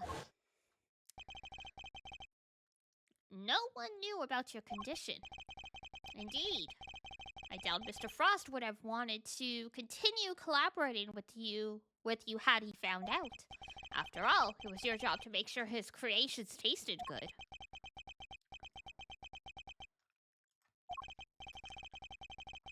Therefore, your son wasn't just here to support you. He was helping you by taste testing your work. Dang, now it all makes sense. Frost stuff tasted good because it really was finished the day before when the kid was still here.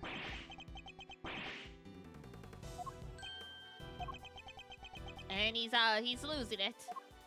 You have a vivid imagination, Mr. Prosecutor. But do you seriously think I trust a kid to tell me how to adjust the taste of my masterpieces? I have some pride, you know, even back then. Did you now?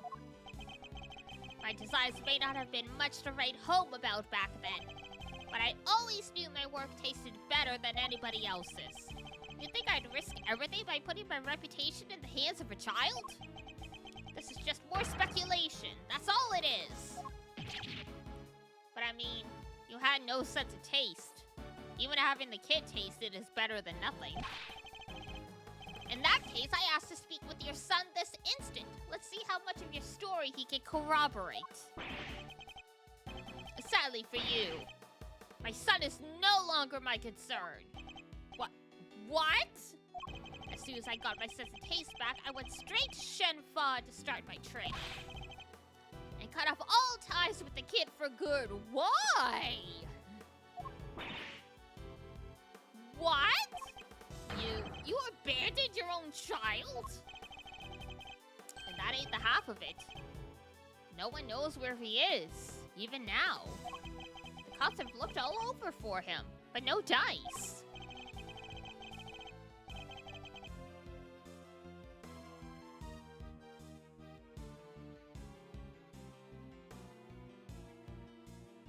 Man! Where did the kid go? Are we about to find out that he actually died? Like...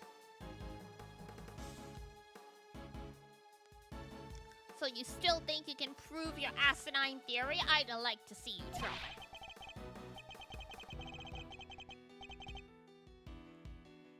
You think I care about anything besides confectionery? Think again! Got my sense of taste back? What do I have? What need do I have for a son?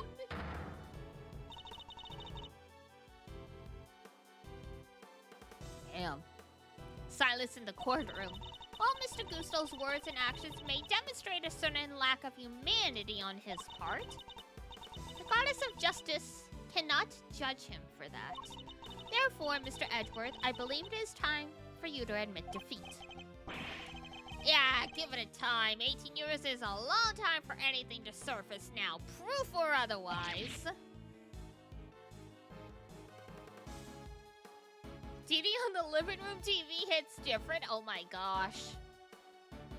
I'm on the big screen. Mr. Edgeworth, we have to do something. If we don't, the truth might be lost forever. Where are you, Detective Gumshoe? Can't imagine whose blood it could possibly be, but I'll get it tested right away, sir. Please do, Detective. That's the last piece of the puzzle, I'm sure of it. Once we know whose blood it is... Hey, Miles. Sorry to cut in on your mind palace time, but I was pondering something myself. Had to move your PC? Oh. We appreciate your commitment. Our friend Gusto didn't come here just to check up on the body, did he? You mean because he tried to open the case? Exactamundo. Think we have anything that might explain why he tried to do that? Might. If Detective Gumshoe can make it back in time with a certain piece of evidence. That's quite enough idle chatter, Defense. Now if you... Mr. Edgeworth, sir! Sorry to keep you waiting! Huh. Speak of the devil. I take it you have the test results, Detective? Yes, sir! The lab just got back to me. Detective, please. Court is in session. Now then, am I right to assume you're bringing us the evidence Mr. Edgeworth was just speaking of? What? Hey, no fair! Why didn't anybody tell me any of this? It is indeed the evidence in question, Your Honor. It needed testing, so I asked him to carry it out. What? Why is everybody always helping you? I'm supposed to be the one in charge here. Mr. Winter, I'm sorry I didn't involve you, but this is important. Can we at least hear what the detective has to say? Well, alright. So, Detective Gumshoe, what did the tests have to tell us? You're not gonna believe this, but the owner of the blood we found in the liquid at the bottom of the Gemini case is... Carmelo Gusto, the victim of the poison gas attack. What are you talking about? Thank you, Detective. You've been very helpful. Well, it looks like my suspicions were correct. What do you mean, Mr. Edgeworth?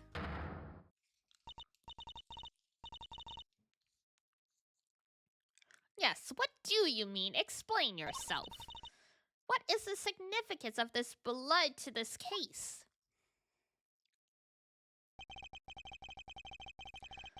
It's only the very thing that the perpetrator of the IS-7 incident has been trying to hide all these years.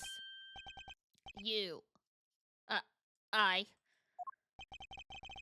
fact that your blood was found inside the Gemini case, Mr. Gusto, is as good as us finding your blood lying right next to Mr. Frost's body.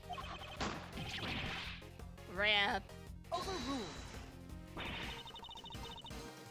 What? Why would there be traces of your blood there? If you won't answer her honor, Mr. Gusto, then I will. It wasn't just blood in the liquid for the Gemini case. There were traces of salt and sugar, too. There were? And, if you remember, one particular part of Mr. Frost's work was allegedly very salty indeed. Oh, yeah. You're talking about what Delicia told us back then, right? What was it again? Did they ever? I've never tried ice that's so scrumptious in all my life. Really? Man, I wish I'd had a bite. Well, scrumptious except for the salty bit, of course. That was unbearable. The salty bit? It's in the other photo you've got there. This bit, the harpy thing.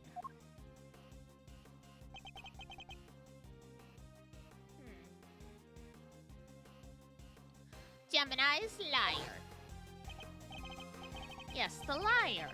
And only the liar tasted as if it had been flavored with salt. There were no traces of salt anywhere else in Mr. Frost's entry. Very interesting. Then perhaps you can tell us, Mr. Edgeworth.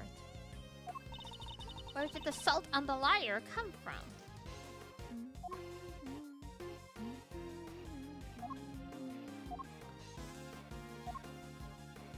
Oh! The salt lamp? Take that! This is...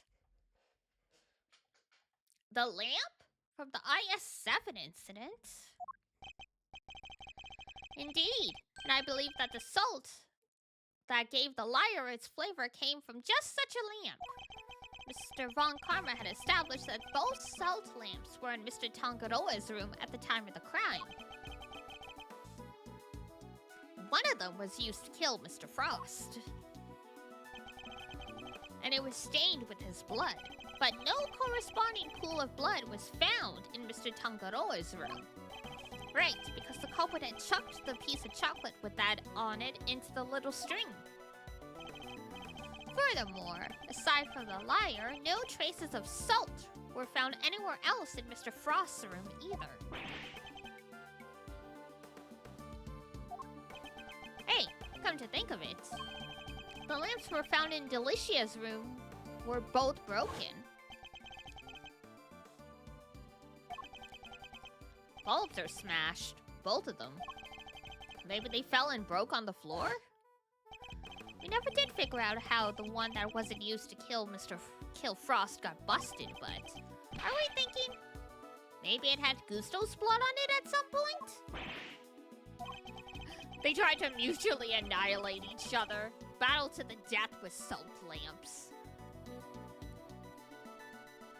Anyone whose blood was found on one of the lamps would have been a person of interest to the police. So the killer needed to hide the blood somewhere, and in a way that wouldn't arouse suspicion. And you are seriously suggesting that the liar was used to do just that? I am. I suspect that the bloody salt was somehow applied to the liar so that it could be hidden inside the case. Because unlike the fountain water, the sculptures would have needed more time and care to test properly. And so he waited and waited for his chance to dispose of the liar undetected.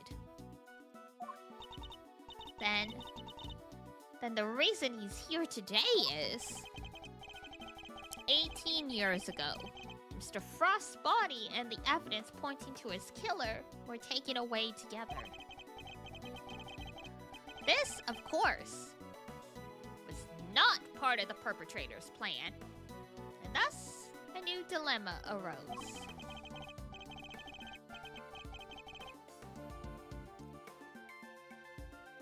The possibility that the body, the incriminating evidence, or both would resurface one day. So... he comes back 18 years later, sneaking in bright and early to try and cover his tracks.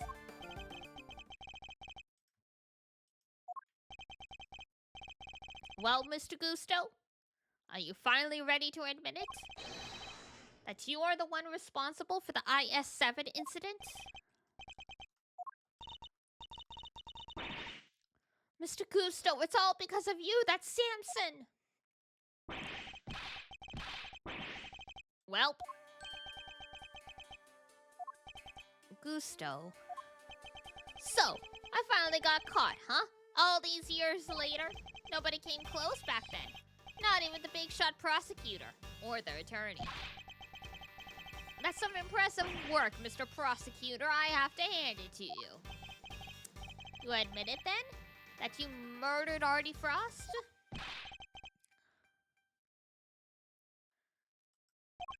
Sure, I do. I did. I killed him.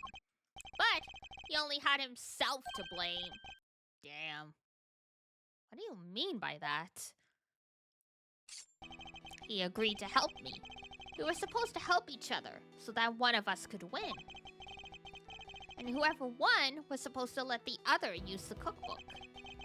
But on the day of the final, the rat finally showed his true colors. Seriously, Frost? We had a deal. Sorry, I'm not helping you in the final. Our little agreement is over, Gusto. But I helped you! I spent all day yesterday making the ice for your pieces. Did you? And you can prove that, I suppose? What do you... Wait. You were planning to betray me right from the start, weren't you? What a dumb move.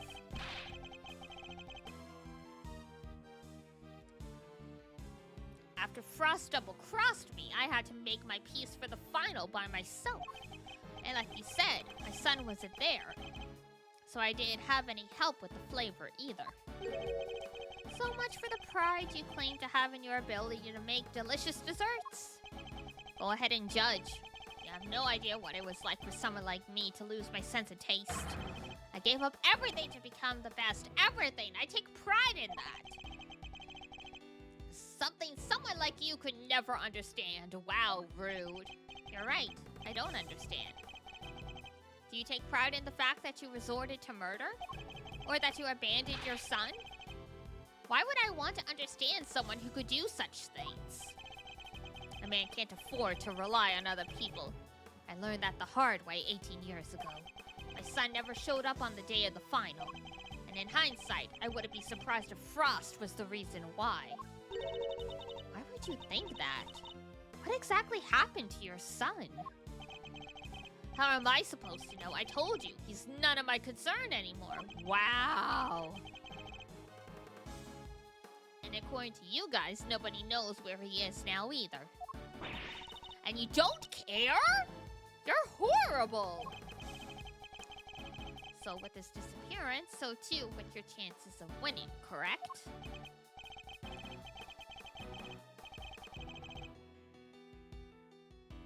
Yeah, I had to find another way of getting my hands on that book. That's when inspiration struck.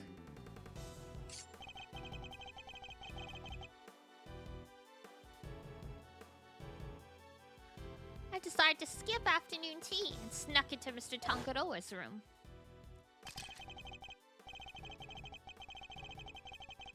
It should have been so easy. All I had to do was photograph the formulas I needed and get out of there. But then Frost showed up. I thought I might find you here. Stealing recipes from the famous cookbook, huh? Tut, tut, tut. Frost. What's this? A cure for taste disorders? Oh no, that's just too tragic. A confectioner who can't taste anything? What will people say? You tell anybody, You'll what? You can't even hit me, you miserable worm. Whoa!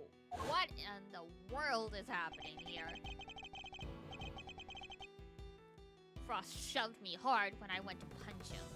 Knocked me clean off my feet. I crashed into one of the lamps. Must have been when my blood got on it. So Mr. Frost wasn't the first to get hurt. When it was all over, I realized that I had to get rid of that blood somehow, so I scraped off all the bloody bits. Dissolved those salt shavings in some flavored ice mixture and brushed it all over the harp. And that's how you made the evidence linking you to the murder vanish. Frost was going to blackmail me. He would have made me give him money to keep quiet about my condition. So you decided you had to kill him? Yeah, I guess I did.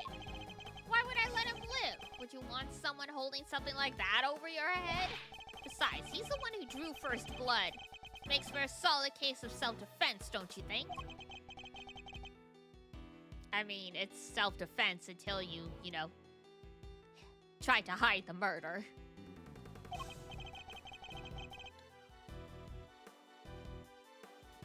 Anyway, I initially took the lamp to Frost's room. Went straight there once I'd figured out how I was going to hide the bloody parts. Inspired by all the ice sculpting tools lying around the place, I guess. They're not as dumb as you pretend to be. Yeah, I figured I could use them to chip it off and grind it up. Once that was done, painting the stuff all over the harp was easy. But why Samson? Why did you have to frame him? I never meant for the cops to pin it on him. That was your fault. You and the rest of them. Why do you think I went to the trouble of placing the lamps in the cloth back in Scone's room? There's only one reason to plant the murder weapon in the room of another contestant. And that's to cast suspicion on that person. What? You tried to frame me, Gutsy Pants? Yeah. But why? Why poor old me? I respected Tonkaroa. He was the best. A true champion. I would never have wanted him to take the fall. But you're a fraud. Your work wasn't even real. You had no respect for our craft at all. You deserve to be punished for what you did. Damn. And had you refrained from eating Tonkaroa's work, Frost's body wouldn't have been found. My plan was to wait until Tonkaroa was judging your room. That's when I'd sneak the corpse into Frost's room and freeze it. But thanks to you, Bountier found it before I had a chance to retrieve it. I don't understand. Why did you need to freeze his body at all? Huh, why indeed? Mr. Edgeworth? Surely you must know. Why did Mr. Gusto need to freeze it? To obscure the time of death?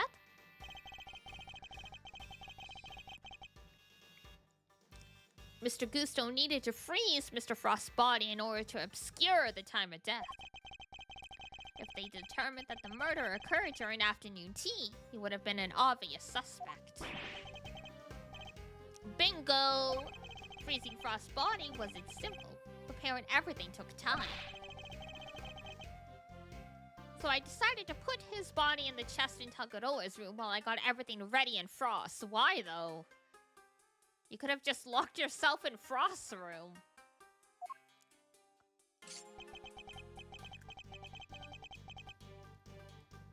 At the time, it seemed like the perfect hiding place. Never counted on some gluttonous pharmacist showing up and making the whole ship collapse. I still don't get it, though. Why discuss the body as an ice sculpture at all? The sooner it was found, the smaller the effect of freezing it would have had on masking the time of death. Therefore, he needed to disguise it, at least until it fully frozen. How awful. Using Mr. Frost's own work to help you cover up the truth behind his murder? Ironically, Tonkaroa would have been just fine if the body had been found before I got it out of his room. If only things had gone to plan, he wouldn't have even have been arrested. You mean, it was my fault? Everything that happened to Samson? It was all because I found the body? Don't let him get inside your head, Jutes. None of this is your fault. If it wasn't Samson, it would have been Delicia instead. She would have been the one they arrested. Either way, there's only one person to blame here, and that's Gusto.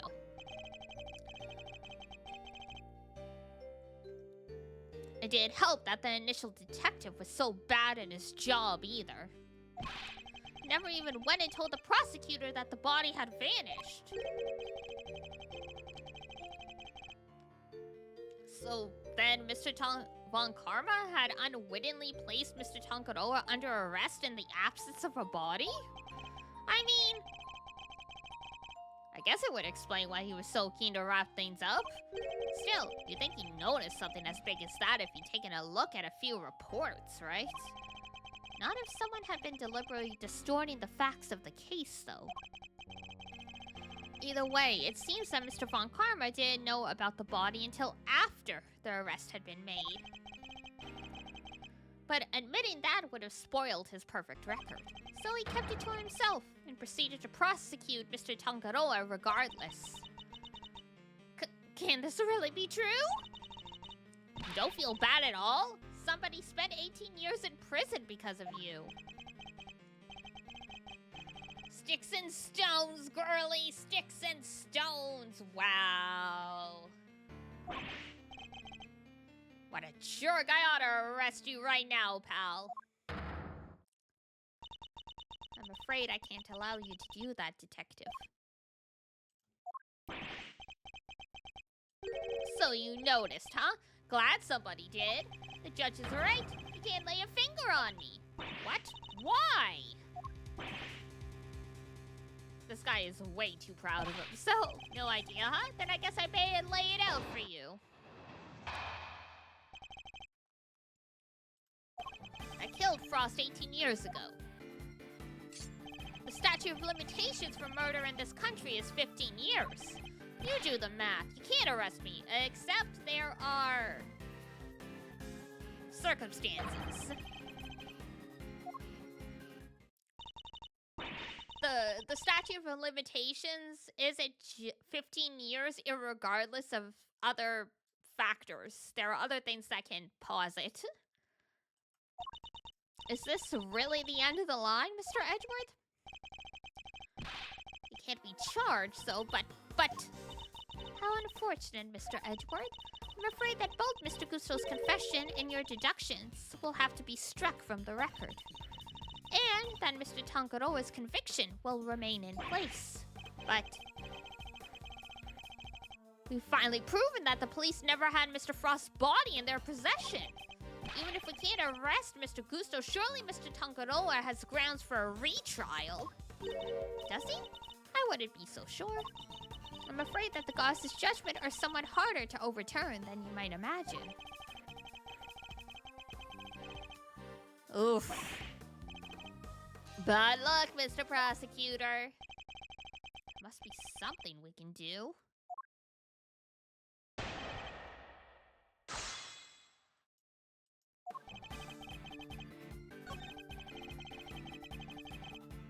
Okay, but you were out of the country. Hang on.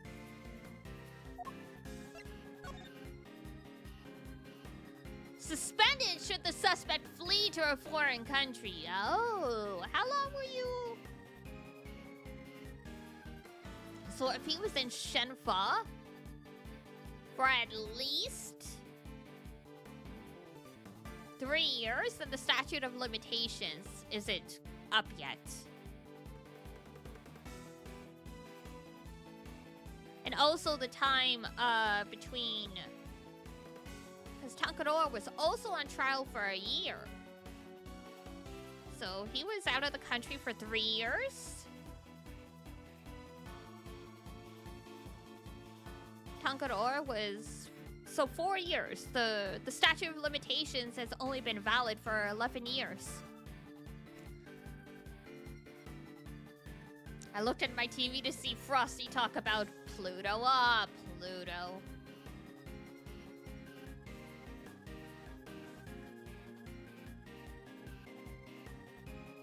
The 248-year orbit is crazy, though.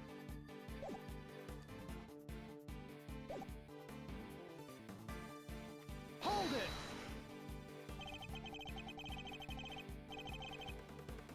Depending on your actions over the last 18 years, the statute may not have expired yet.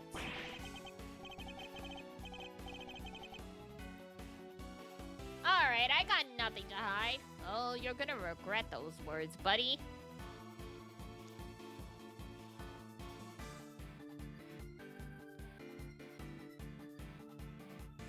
Two and a half centuries to make one orbit is crazy. It sure is.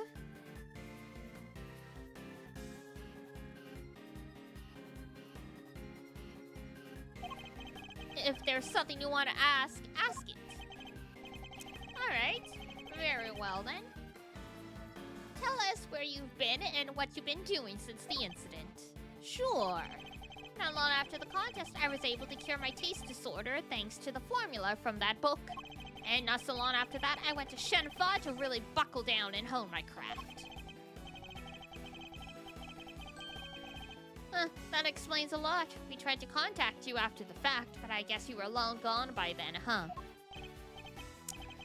Could be I left, let's see, around a year after the murder. It was before Tangaroa's last day in court. Going to Shenfa was the best thing I ever did. Flavor, design, I'm the full package now. Objection! And all on the backs of those whose lives you destroyed. What's an omelet without a few eggs, huh? Nothing, prosecutor, nothing. You're evil. Sticks and stones, girly. Can't arrest me, and that's all that matters. Need more to work with. Maybe I can push him further. His training in Shenfa. I'd like you to tell us more about your training in Shenfa, if you wouldn't mind. Fine. I later went to Shenfa to train, and I finally became the best in the world. And now, I can present this. Objection! Ha ha! Music stopped. We got him.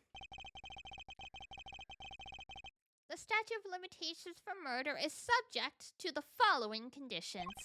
The statute is suspended should the suspect flee to a foreign country, which means that the time you spent abroad doesn't count towards the total time under the statute. No way! So it's like someone hit pause while he was in Shenfa? What a dumbass. It appears there may be time left on the clock yet. But that will depend on how long you stayed in Shenfa, Mr. Gusto. It was 3 years exactly. 3 years, hold on. Nobody say anything until I've done the math. The murder happened 18 years back. The statute is 15 years at the 3 overseas. 15 plus 3 makes exactly 18, which means no way! Mr. Edward, you did it! The statute hasn't expired after all.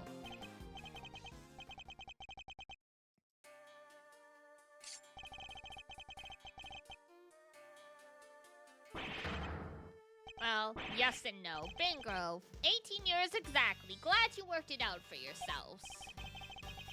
It's just been stringing us along. Why is he laughing? We're good, aren't we? No. I hate to break it to you, little sis, but it's 18 years from the exact date. IS-7 went down at the end of December. It's April now, which means, strictly speaking, it's been 18 years and 4 months. If Gusto stayed at Senfa really lasted 3 years on the nose, it's not enough. We're a few months short. Not enough, but we've got Tangaroa. What did I tell you? You can't touch me! I hate to admit it, but he'd read the board well when he made his confession. Hold on. How unfortunate. If only the statute had been suspended for another year. Those who would overturn the goddess's judgment must be willing to pay the price, should they fail. And you, Mr. Edgeworth, have failed. No, we haven't.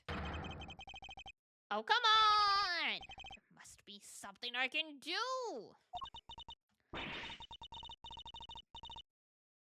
Girl, what are you gonna do? I knew it. Well, if the law can't bring Mr. Gusto to justice, then...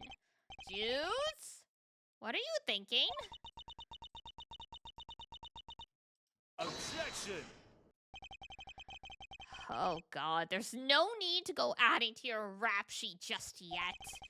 We're not done here, far from it. Because there's still a way we can nail him. There is? Alright, Mozarino, pep talk. I need you to think back over everything we know about the case. Gusto's overlooked one critical thing that you yourself were led to believe wrongly about. Which is He wasn't there for Samson's last trial, remember? Best I can tell, he doesn't seem to know what the final verdict that came down that day is. Which means there's still one way left to us. Crack open your statutes for dummies there and take another look. 17 years ago. They really did a number on Samson and framed him like a pretty picture. But if we make good use of that verdict now, we can make Gusto pay in full for what he's done. Fender, are you? Those who would overturn the goddess' judgment must be willing to pay the price should they fail. Samson's my client, Miles, and I can't bring myself to use the source of his pain as a weapon in this fight. So whether we play our last card or not, it's gonna have to be up to you.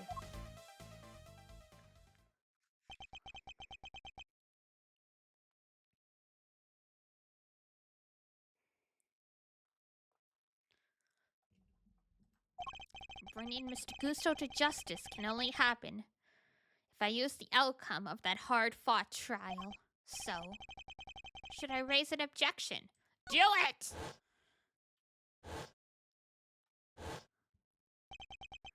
My father and Mr. Von Karma. One sought to reveal the truth, the other to hide it. I know which path I choose to follow. The one that seeks to reveal the truth. The court has reached its final verdict. The record will state that Mr. Gusto has been found not guilty on all counts. This isn't a trial, lady. No, Your Honor. Mr. Carmelo Gusto is absolutely guilty. And I refuse to let him walk away. His crimes are too unspeakable to go unpunished. Do you need to suggest that you have grounds upon which to call for his arrest? I do. Now to show Judge Gavel something that proves the statute has yet to expire.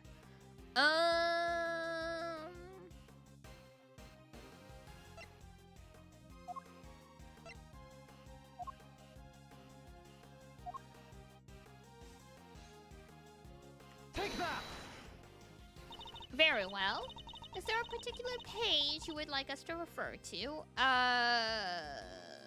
Suspect data. I'd like to direct your attention to the page concerning the suspect. As you can see, Samson Takanoa was convicted as an accomplice. And it took around 1 year from his indictment for that verdict to be reached. Yes, that does seem to be the case. That book you gave us details certain conditions pertaining to the statute of limitations for murder. One of them, as I mentioned, is that the statute is suspended if the suspect flees the country. And another states that the statute is suspended from the time of any accomplice's indictment to the end of their trial. He was convicted as an accomplice? Yep. Guess you were in Shenfa when the verdict came down. Samson was convicted as an accomplice, not as the main perpetrator. Which is clearly news to you. And not good news either, am I right? But how can that be? Takanoa wasn't an accomplice to anyone. He was innocent, and you know it. Oh, we know it. It's what we've been trying to prove all along. And in a pleasing twist of fate, his wrongful conviction will be the very thing that sets him free. If you spent 3 years in Shenfa, and your accomplice Samson Takanoa was on trial for 1 year, it means you can still be charged with Mr. Frost's murder up to 19 years after the fact. In other words, the statute of limitations hasn't expired. And you just confessed. Lucky us. The goddess's judgment is infallible. But that of her servants, it appears, is not. It seems the prosecutor in charge of this case may have erred. Unbelievably, we may have no choice but to instigate a full inquiry. No! How could this? We weren't supposed to! time to let somebody else suffer for your crimes. It's time to pay the piper, Gusto, and not a moment too soon.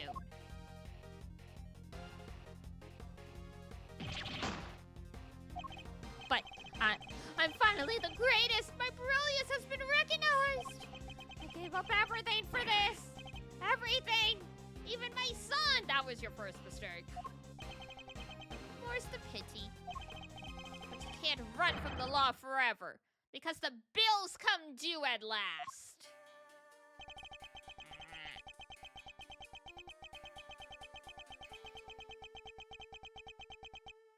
You okay there? Yep, here we go. Oh, God.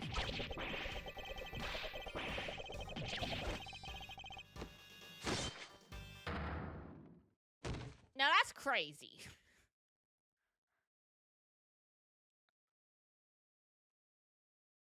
Mr. Gusto's all set for his trip downtown, sir. Oh, good. Which means it's your turn next, right? I suppose so. Dudes? I'm so sorry, everybody. I've caused you all so much trouble. But, thank you. Thank you so much for bringing Mr. Gusto to justice at last. I'm afraid there's no escaping the consequences of your actions, Miss Bound. But, those actions were born of the legal mistakes that were made all those years ago. We all know that. So allow me to apologize in return, on behalf of the prosecution. Oh, no, I have no one to blame but myself for it all. Starting with those sculptures. Hey, dudes. You think maybe you might want me to represent you? I'm not some nervous newbie anymore. And there's no way I'm letting you take the rap for everything. Oh, I'd be honored. Thank you, Mr. Fender.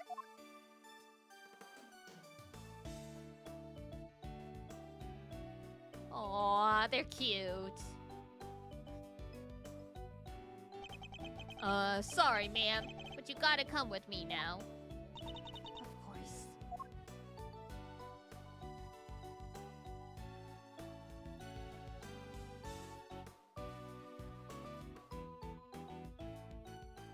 And now who's gonna take care of this house?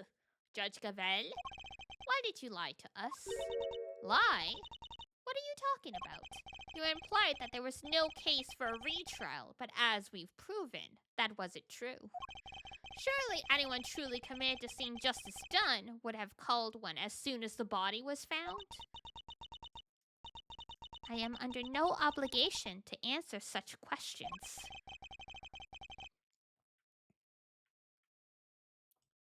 And you clearly have no intention of doing so either.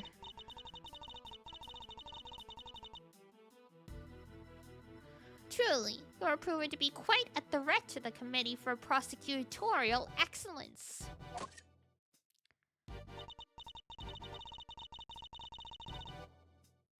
As such, you give me little choice but to report back on your continued transgressions.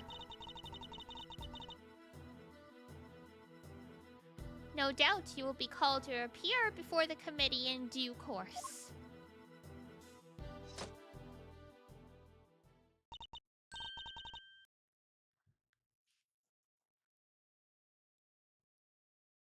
Now, I must be on my way.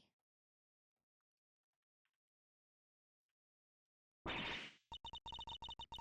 the heck? After you caught the real killer and everything. Isn't that what prosecutors are supposed to do? Regardless of how it may play out, I will never regret what we have accomplished here today. Oh, Mr. Edgeworth.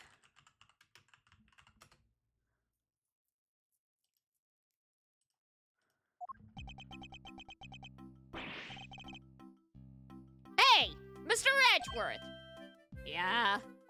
Why did you stick your nose in this case anyway? You weren't even on the job. My job is to bring the truth to light, Mr. Winner. Not only as a prosecutor, but as a person.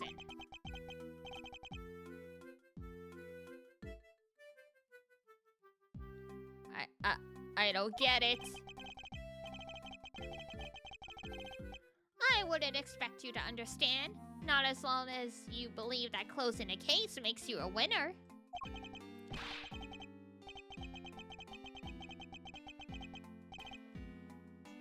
That's going way over my head. I'm going home.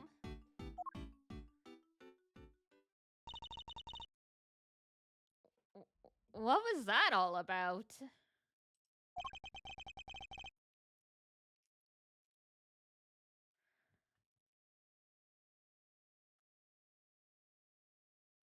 Yusta still has a lot to learn is all.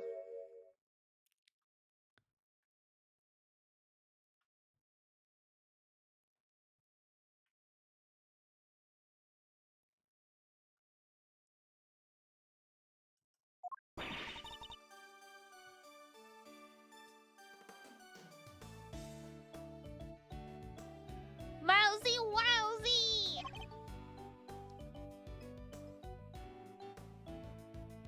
Yes?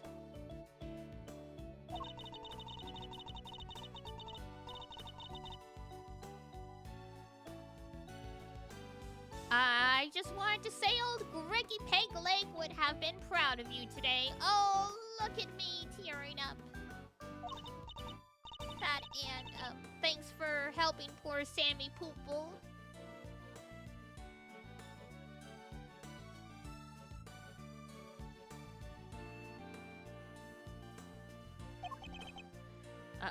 Of course.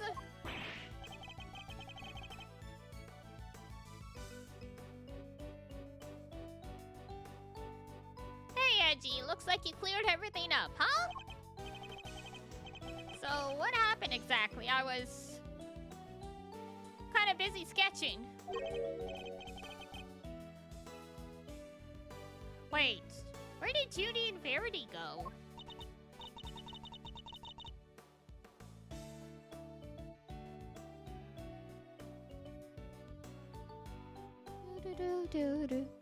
Wow, you really weren't paying attention, were you?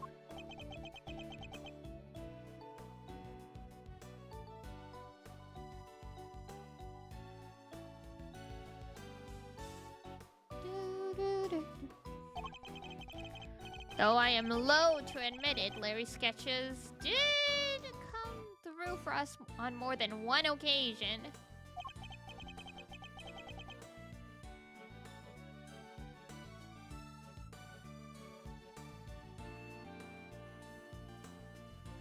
Not that I'm about to tell him that. Wow!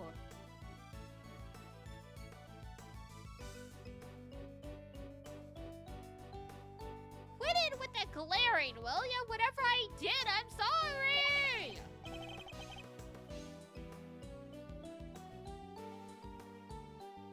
Calm down, Larry. I wasn't glaring at you.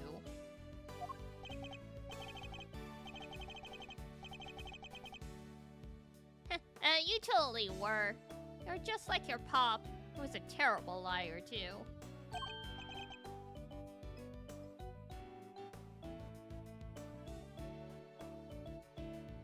He was? Listen, I'm gonna head out.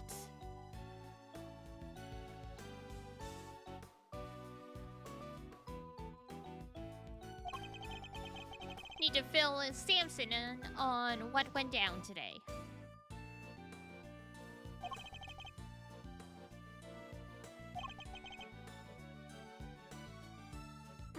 Yes, of course. Great! Then I'm coming too!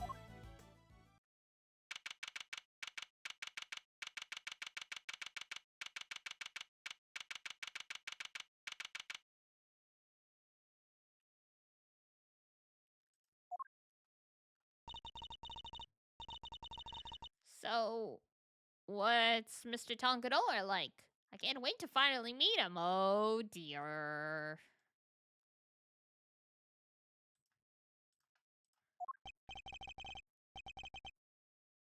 Oh, he's a real sweetheart. You'll love him.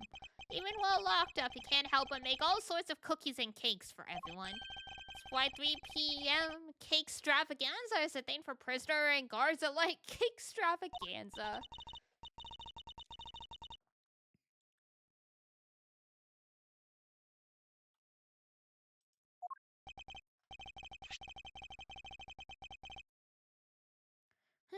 Didn't we find a few slices of chocolate cake in the prison the other day? Could they have been some of Mr. Tonkadoa's baked goods?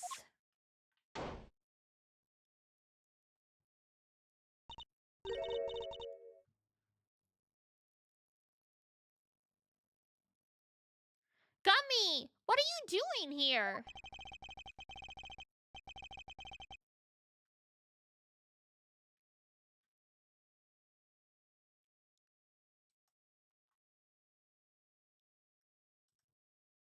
I heard you were all coming to see Mr. Tonkadoa, so I volunteered to escort him. Hello, new friends. Oh my gosh. Poor guy. He's aged okay-ish, but yeah, he's in his 50s now. He's been in prison for almost 20 years. I'm Sanson Tonkadoa, Prosecutor Miles Edgeworth, at your service. And I'm Mr. Edgeworth's trusty psychic, Kay Faraday. It's very nice to meet you both. Miles here is Gregory's son.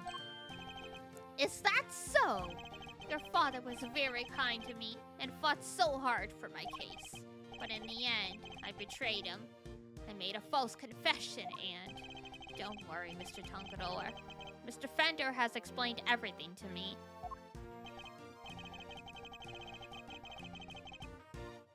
Sure did. And now we're here to tell you the truth about what happened 18 years ago.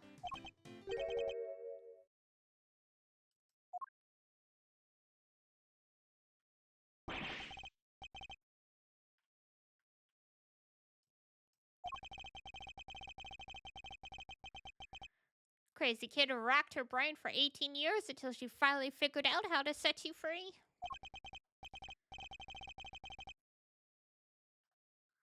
What can I say? Turns out she really would do anything for you. Oh, Judy, I never did anything to deserve such devotion.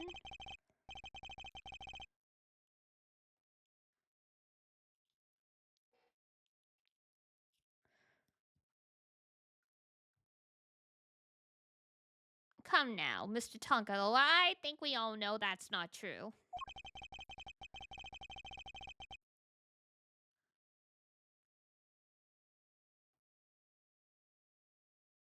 The bond between the two of you has held strong for all these years, after all. You think so? I guess I'd better show him. Which piece of evidence is proof? The chocolate. Take that! These chocolates. Judy made them, didn't she? Yes, she did. They're super delicious and sweet! Miss Bound continued making them just as you taught her, even after that fateful day, so that there would always be someone waiting for you when you finally came home. Judy. Oh. I bet they're beyond super sweet then, aren't they? Very much so, I'm afraid. I only wish we could hand them to you. Don't worry, sir. I'll make sure he gets them later. Which would be a clear breach of prison policy. Not that I have the authority now to stop him anyway. Thank you very much. You know, Detective, something about you reminds me of Detective Bad. Really proud, because I look up to him a lot. He's my role model. You don't say. It seems Fate likes to bring people of all sorts together, huh? You hang in there, Samson. Just a little longer. I should be able to get you out soon. I'm sorry it's taken so long. Nobody should have to wait 18 years to get justice. Don't be silly, Eddie. I'm the one who should be saying sorry. Or rather, thank you. Truly. Samson. Well, I guess it's my turn to wait for Judy to come home now. I'd better make sure there's something delicious on the table for her when she finally walks through that door. Don't let me down, Eddie. Leave it to me, big guy.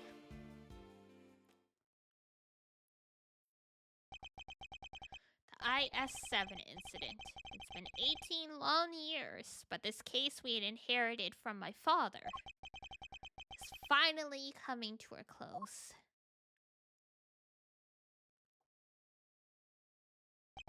Hey, Miles. Thanks for today. And sorry for forcing you to make the final call like that.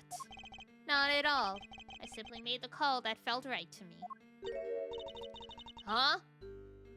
What are you guys talking about? You know how Samson was wrongfully convicted? He had to pretend that he wasn't in order to nail Gusto. But to use his false conviction against him, even to save him. As his lawyer, I just couldn't bring myself to do it. Yeah, I can see that. But now that Gusto's behind bars, I can finally start to get that wrongful conviction overturned. Yes, and I'm sure you will. Wait a minute!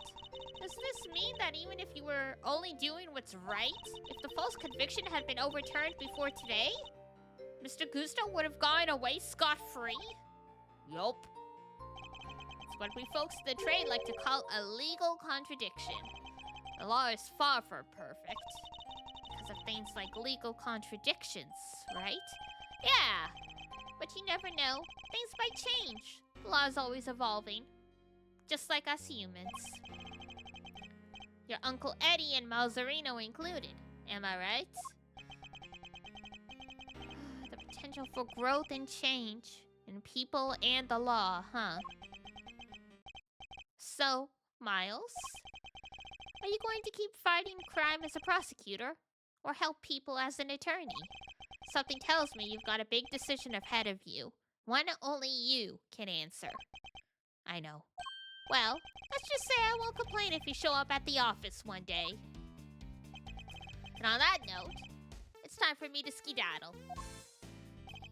I owe you big time, and I always repay my debts, but for now... Thanks again for today. I mean it.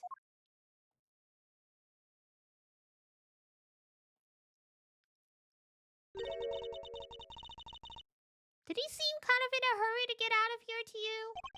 He did. And honestly speaking, I'm the one who owes him a debt of gratitude.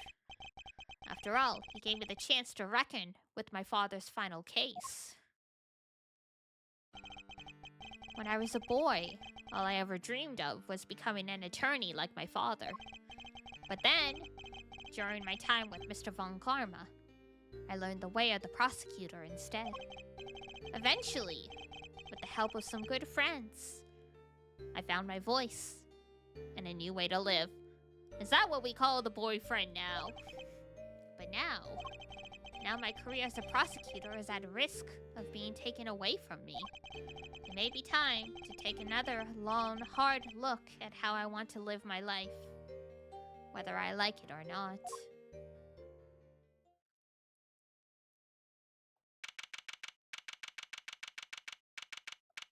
Oh, Edgeworth and Co-Law offices. Okay. Hey, Gregory. Sorry for reporting in so late. Aww. It may have taken 18 years. But we're finally in a position to prove Samson's innocence. All thanks to your boy, Miles. I couldn't have done it without him. The hat and the coat on the rack are Gregory's. Ah! You should have seen him. The way he fought for the truth gave me chills. It was like I was watching you. Look, I know I'm not half the attorney you were. But those guiding principles you tried to instill in me? I like to think I'm embodying them now as I carry on your legacy. Here's hoping. Aww. Your boy will be joining me in that soon.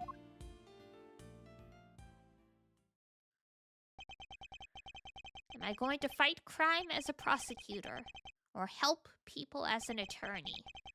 What is the right answer? Which path should I choose? The end! Yay!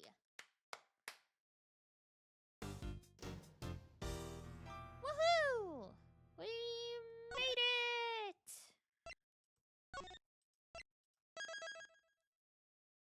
Heck yeah, another one down. Another one bites the dust. A turnabout Forsaken? Looks like Kay is involved in this one. And then that'll be the last one. 2 more cases. And we're done with the Ace Attorney investigations. And then it's off to Apollo Justice. Yahoo! Yay, yay, yay! But for now, that'll be a wrap. Gosh, that was still almost 3 hours. We were already at like the end. We just needed to get the guy to confess and it still took 3 hours. My goodness. I love these games, but sometimes it's so difficult to judge timing-wise. Like how long it'll take you to wrap up a case. Oh well, it is what it is. Alrighty. Let us see who we can raid. Ooh! Let's see.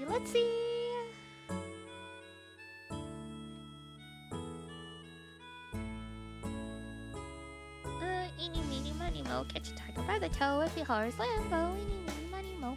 We'll go see Hexa. They're playing some Metal Gear Solid. I got one? Yes, I got one. I just had to decide. If you don't mind, okay. Alright, sure. And on the schedule tomorrow is... You can share it, Art. It's fine. You gotta remember, I'm ahead of you guys.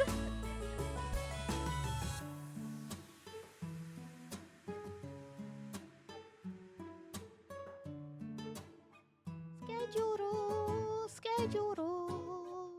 What are we doing tomorrow again? Ooh, the 100 line. Ah, yes, Last Defense Academy. Another one I'm like, I have no idea how close we are to finishing. I figured at least we'd get one path done.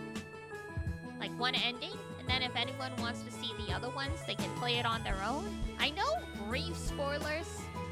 The second, like when you New Game Plus, you finally gain the ability to understand like the aliens. So that'll be interesting. But I'm like, if it's not that different, is it really worth playing through it all again on stream? Pain and suffering. But yes, that will be tomorrow.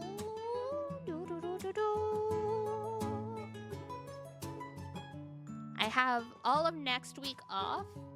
If I get my chores done in time, I might do some longer streams to work our way through some of our backlog because we've got so many cool games coming out.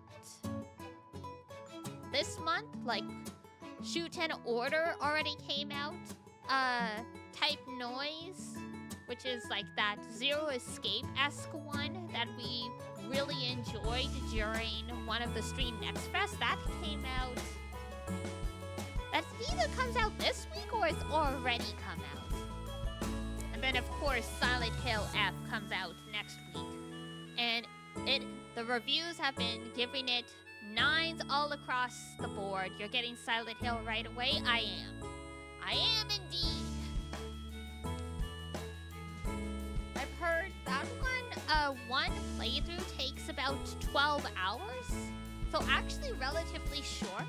But apparently when you New Game Plus, it continues the story. So of course, it's actually like a 24-hour plus game. Ah, Ryukishi Nana.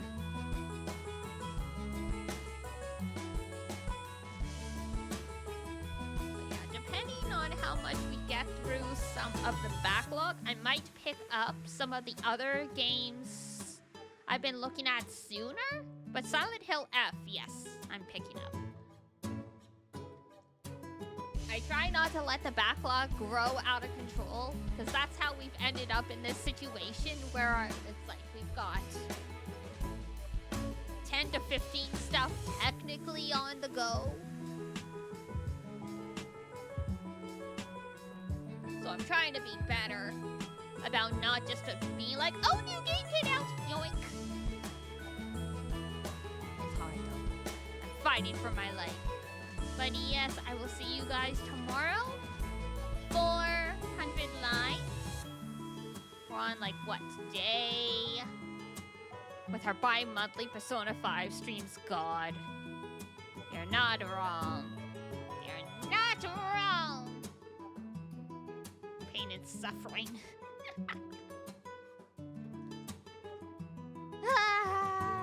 I mean, I only have myself to blame for that. I got myself into it because I kept picking up new stuff.